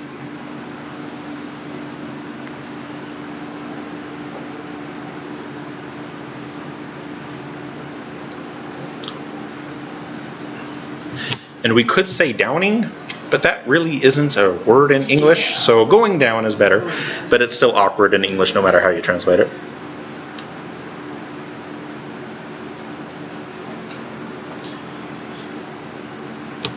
A lot of translations will say while he was going down, but then you don't get the genitive part of it. But yeah, one way or another, it's not quite gonna mesh. All right, do we have all those written? All right. Infinitives. Koine infinitives are classified as verbs, but they have functions that overlap with nouns. No, they are not technically nouns, but they can sometimes perform the function of a noun, or at least to a certain degree. But that's not generally how most people think of infinitives, and I can't say that I blame them for that. So they are not nouns, but they can... They have some functions that overlap with nouns. They can do some of the things that nouns do. Not all of the things, but some of the things. Right, and then B, the parsing schema for Koine infinitives is as follows. It'll be the type. The type will be F for infinitive. And then there's only two things that come after that. Tense and voice. That's it. Infinitives have a very, very, very, very, very simple parsing schema. It tells you what it is, what its tense is, what its voice is. There is no mood. There is no person. There is no number. There is no case. None of that stuff. It's just type, tense, and voice.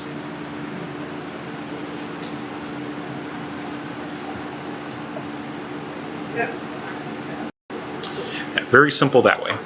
So if you ever have a parsing exercise that you have to do, you hope it's all infinitives. In English, we usually think of infinitives as two verbs, like to eat, to drive, to bake, to hum.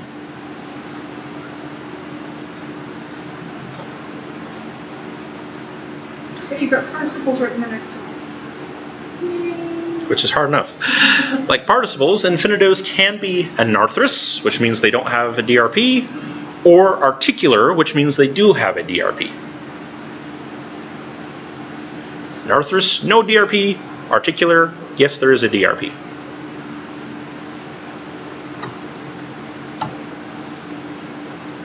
Got those down? Yes. All right. Anarthrous infinitives can be classified as simple. I like that one. That one's easier to spell. Yes. And then there's the prin or prin A. And you put a plus with there to say that it's plus the infinitive. And then host plus or hoste plus. We're supposed to write that down. Yes. Okay. That was an exercise in your reading. Nope.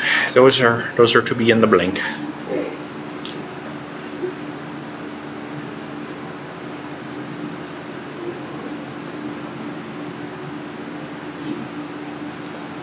Do we need those symbols Yes. on all of them? Yes. Okay. So there's the simple infinitives, and then you'll have the infinitives where you have literally in the Greek it'll say prin or it'll say prin A and then plus the infinitive, whatever the infinitive happens to be.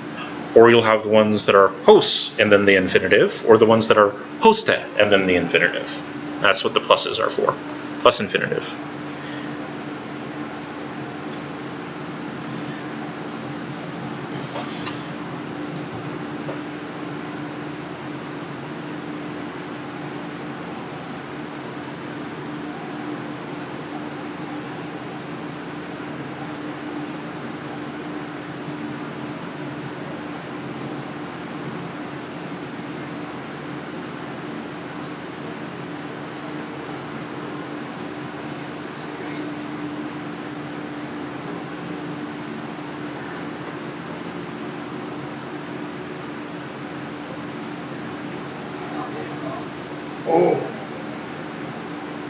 Okay, so And I see that someone learned to start doing everything in pencil. Yes, she did. this is what you're going to see when you see these adverse infinitives. Yes. When you look in the actual Greek text, a lot of times you'll actually see these words in front of the infinitive. It'll be either prin or prin A, and then whatever the infinitive is. It'll be hos and then the infinitive, or it'll be hoste and then the infinitive, in that order. So simple, it doesn't have these things in front of it. Okay. Or it'll have these things in front of it, and those are each their own category. Okay, simple or the others. Yeah, it'll be either simple, it doesn't have a bunch of junk in front of it, or it has junk in front of it, and you call it by whatever that junk happens to be.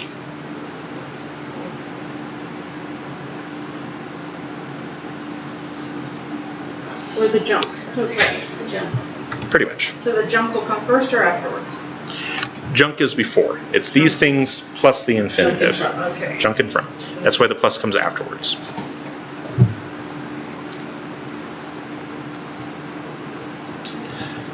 And then the next one I was really nice. I just gave you simple infinitives to fill in, and then I wrote out the rest for you, because I thought it would be kind of mean to have you do the rest.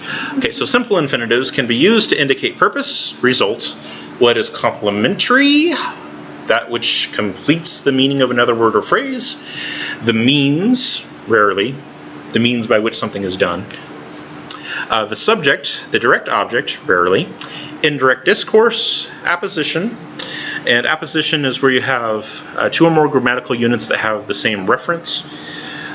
So if you said the living, the great God, both the living and the great refer to God. They have the same referent, so that's apposition. Exegesis, which is the addition of words to clarify. which is what I'm doing here, where I keep adding things in to tell you all about things. That's exegesis. And then it can also be used for imperatives, but that's pretty rare.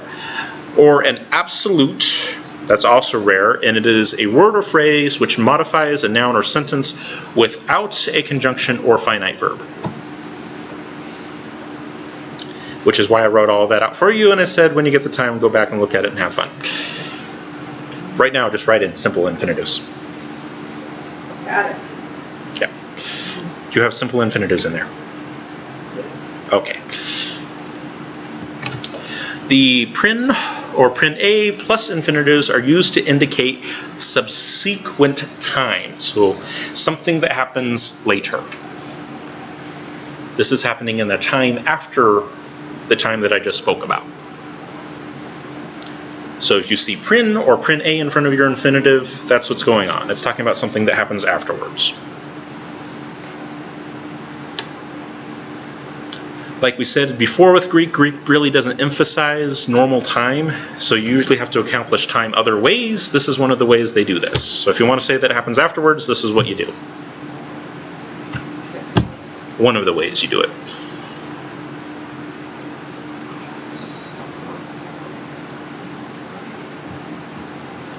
And then the host plus infinitives are used to indicate purpose or result. So why am I doing this? How did this turn out? That's what these infinitives are all about.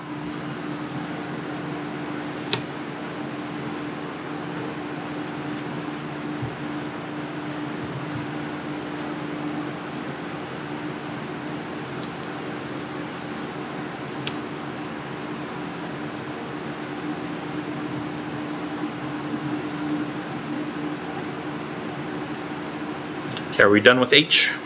Yes. All right, I. Hoste plus infinitives are used to indicate result and sometimes indicate purpose. So they're kind of like the host infinitives, except the emphasis is much more so on the result than it is on the purpose.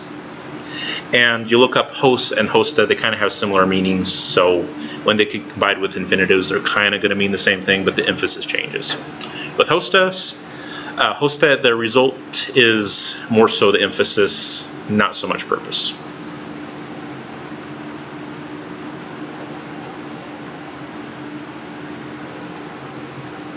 Mostly it's the result. It's mostly the result that is being emphasized there. Are we good with that? Okay. J, articular infinitives. And what does articular mean?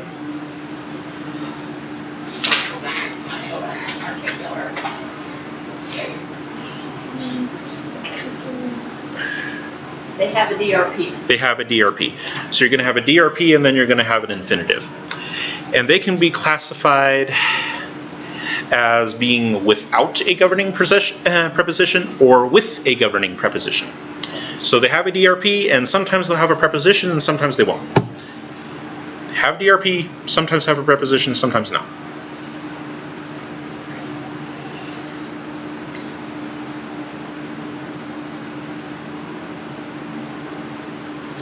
So is it DRP plus preposition or is it just DRP?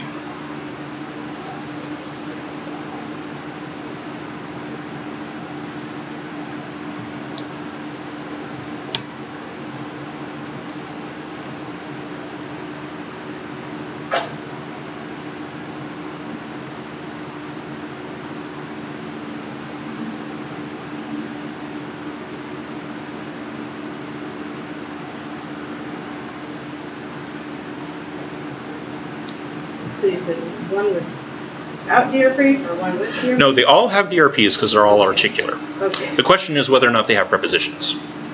Oh, So is it DRP plus preposition or is it just DRP? okay. All right, K.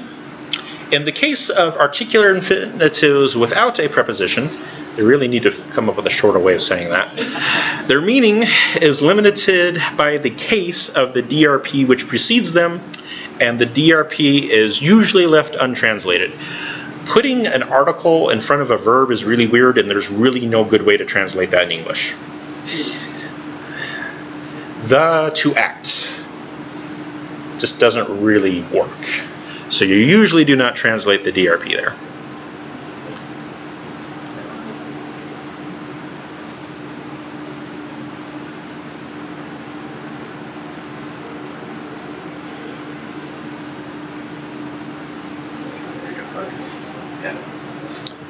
Right. And we said that it is going to be based on the case of the DRP. So if that DRP happens to be nominative, it is going to function as the subject of the sentence or an apposition, rarely.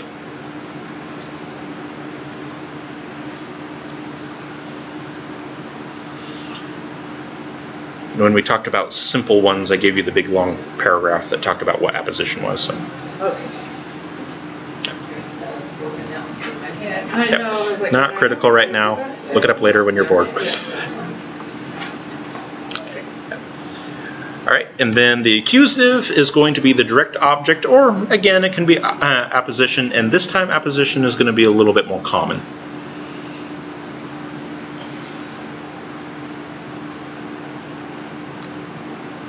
Direct object will be more common. No, apposition will be more common, because before apposition was rare. In the previous one, direct object did not happen at all because it was nominative, so it's going to be the subject of the sentence. Accusative is direct object, and apposition is much more common. Okay. Genitive. Genitive is like the catch-all of cases, and I've talked about this before. Genitive can be used for quite a few different things, and dative also, to a certain extent, can be that way, but genitive is pretty broad as well. It can be used to indicate purpose. It can be the results. It can indicate that something has a contemporaneous aspect with it. It's contemporaneous with something else that occurs at the same time as something else.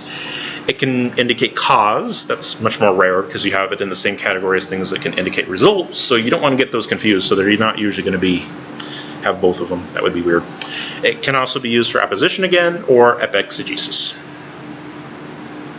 Here was contemporaneous time. Contemporaneous time means it occurs at the same time as something else. Like the same as simultaneous? Basically. Okay.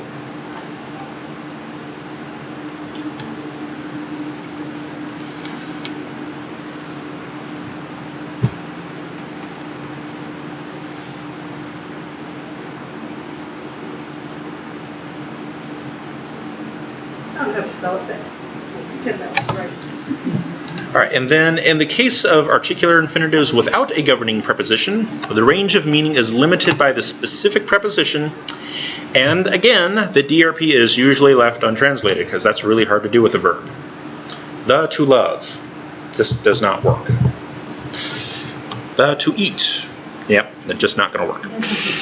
So yeah, DRP, leave it untranslated, that's just fine.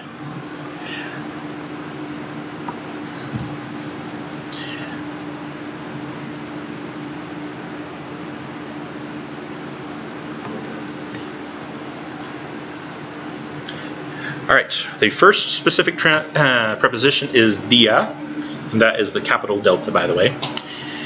And it indicates cause or contemporaneous time, but that's fairly rare. Little triangle, the I without the dot, and then basically the A. I like prepositions, they're short words. It's easier to spell them. So these are prepositions. These are prepositions. So if you see these out in front of your infinitive, they're going to govern what it can mean, and these are the range of things that it can mean. P, Q, R, S, T are all prepositions? P, Q. Oh, you're talking about in the list, yeah. Yeah, they're all prepositions. Yep. Okay. So do you all have the dia down? Yes. All right. Next one is ace, so epsilon, iota, and then the final form of sigma.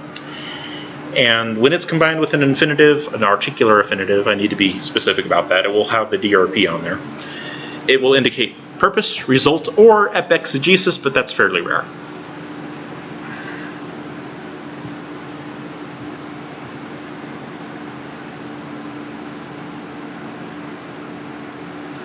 And if you're wondering what epexegesis is, that's in that big long paragraph that I gave you for the simple infinitives. And then the next one is n, so epsilon nu, and it can indicate the result, but that's fairly rare. pretty common that it indicates contemporaneous time, or it can also be the means by which something is done. How is this done? What is the instrument? How was this accomplished?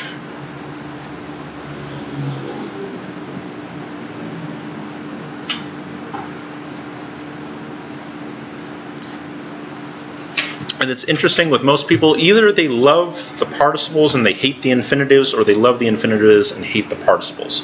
Me, I'm a participle guy. Infinitives are a little annoying, mostly just because of all the different rules. They're really simple to parse, though. Type. Yeah.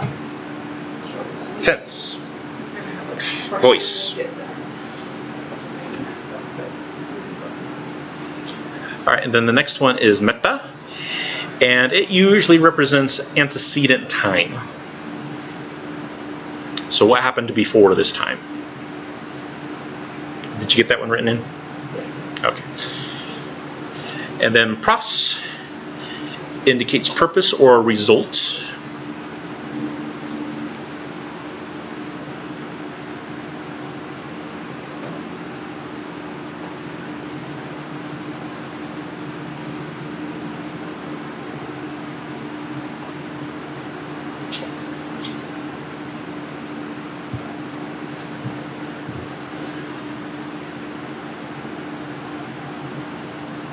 Why did you do this? To embarrass him.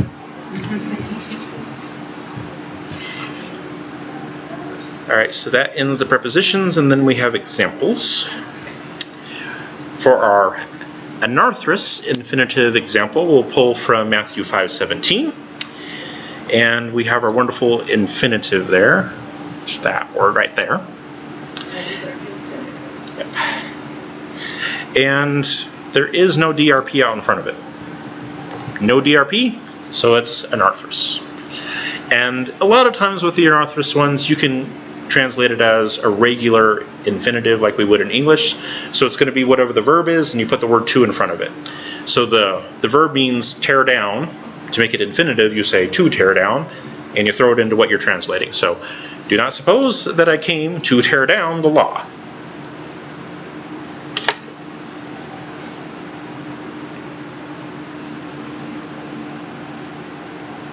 Usually pretty straightforward. But like I said, there's specific things that can throw you for a loop sometimes with these, but anarthrous ones, I kind of like them over the others.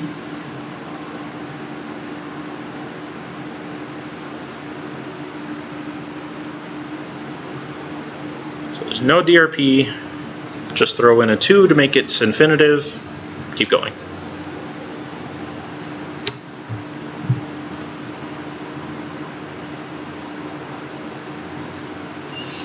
Now, if there are any Greek professors listening to me say that, they would be tearing their hair out because there's tons of little subtleties. But for where we're at, we'll leave it like that for now. Then the articular infinitive, it's a little bit different story. Articular infinitives, well, we just got done talking about them. With prepositions, they can do all kinds of weird things. And there's just... And even without prepositions, they can do all kinds of weird things. So we'll get into it. So here we have a preposition.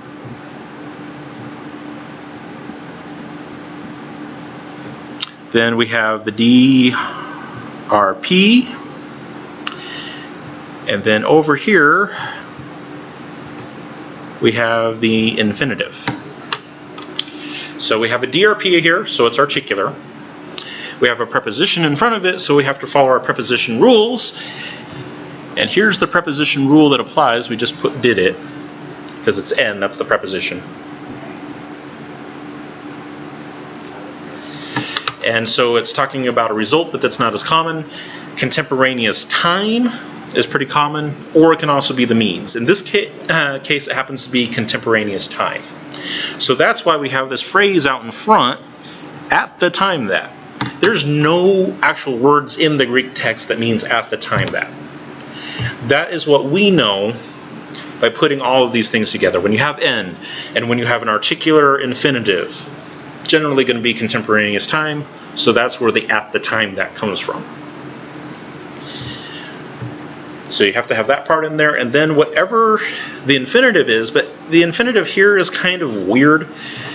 The parsing code on it is aorist active.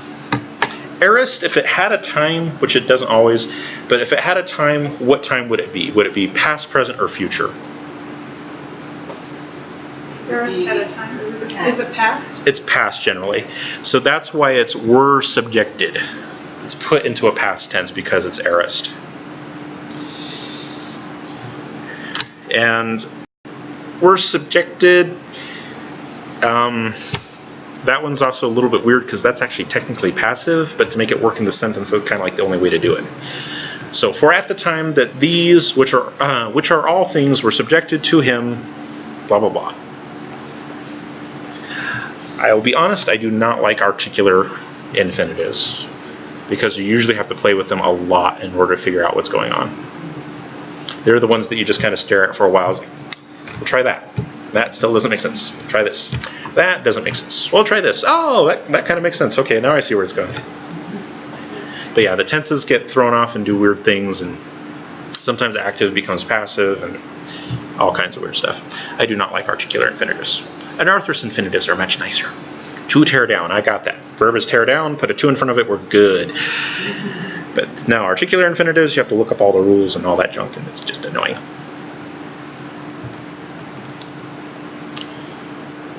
And that's all I got for you. Finally. Okay. I apologize for going over, but I wanted to get it all in one. I need you to go back to number E. Letter E. Yeah, E. It actually is correct to say number E. Oh, good. But E is not a number. Okay. Yes, it actually is. Actually, in Alphabet, A, B, C, D. that's the thing. In all ancient languages, the numbers were the alphabet.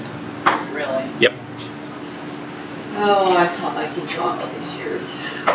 That's okay. They probably won't die as a result. No, they don't. Okay, the end V, that is an N, right? And Are you talking about here on Prin? yeah, the prin. Okay, and then that Prin A. And then Prin space A. Prin space A. Yeah, Prin space eta. It's two different words. Okay, we're going to redo that one.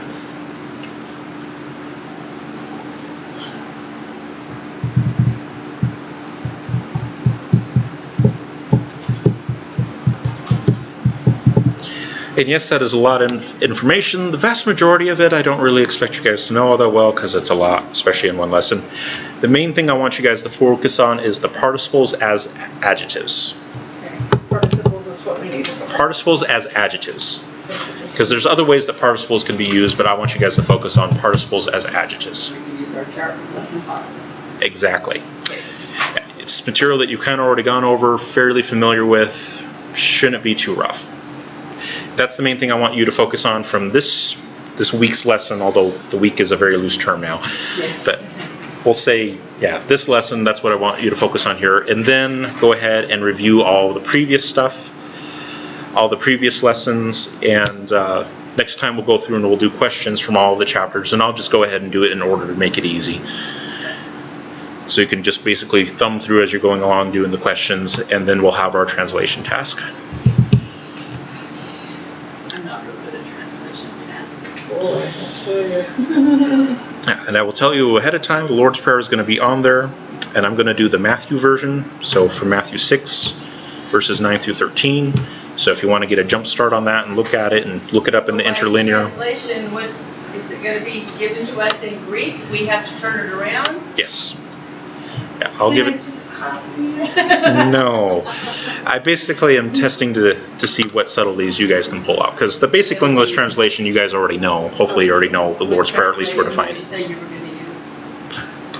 I'm asking for subtlety. Can you pick up on the subtleties that are not going to show up in normal translation? Gotcha. So what can you get out of it that you cannot get by just reading a normal translation?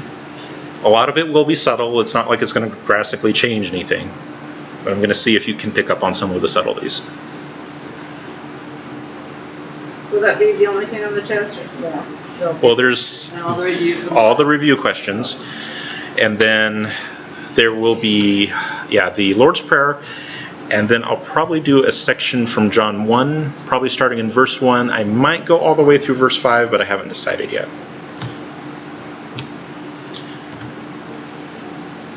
Keep in mind, we only have 2 hours. Exactly.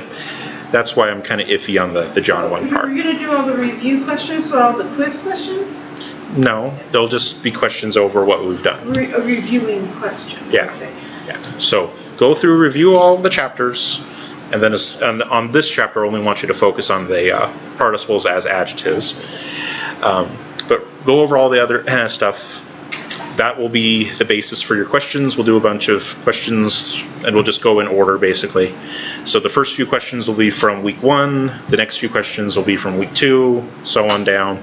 Just keep it nice and in order, and it will be open book, but you will still want to know where to find things. Okay, yeah, if this was a closed book test, no one would pass. I'm just saying. Open book is nice. And I will do it as a group test because it's going to happen anyway, so we might as well. So help each other. And then once we get done with the questions, we'll review the questions in class. We'll actually probably just review the questions as we go along. That's easier. And then when we get to the translation, I'll basically give you some time to work on that and then come back and see how you did. All right. Any parting questions? What are the answers? I do not know yet. Because I actually haven't gone through and made all the questions. All right. Thank you very much, folks. Try to have a good one.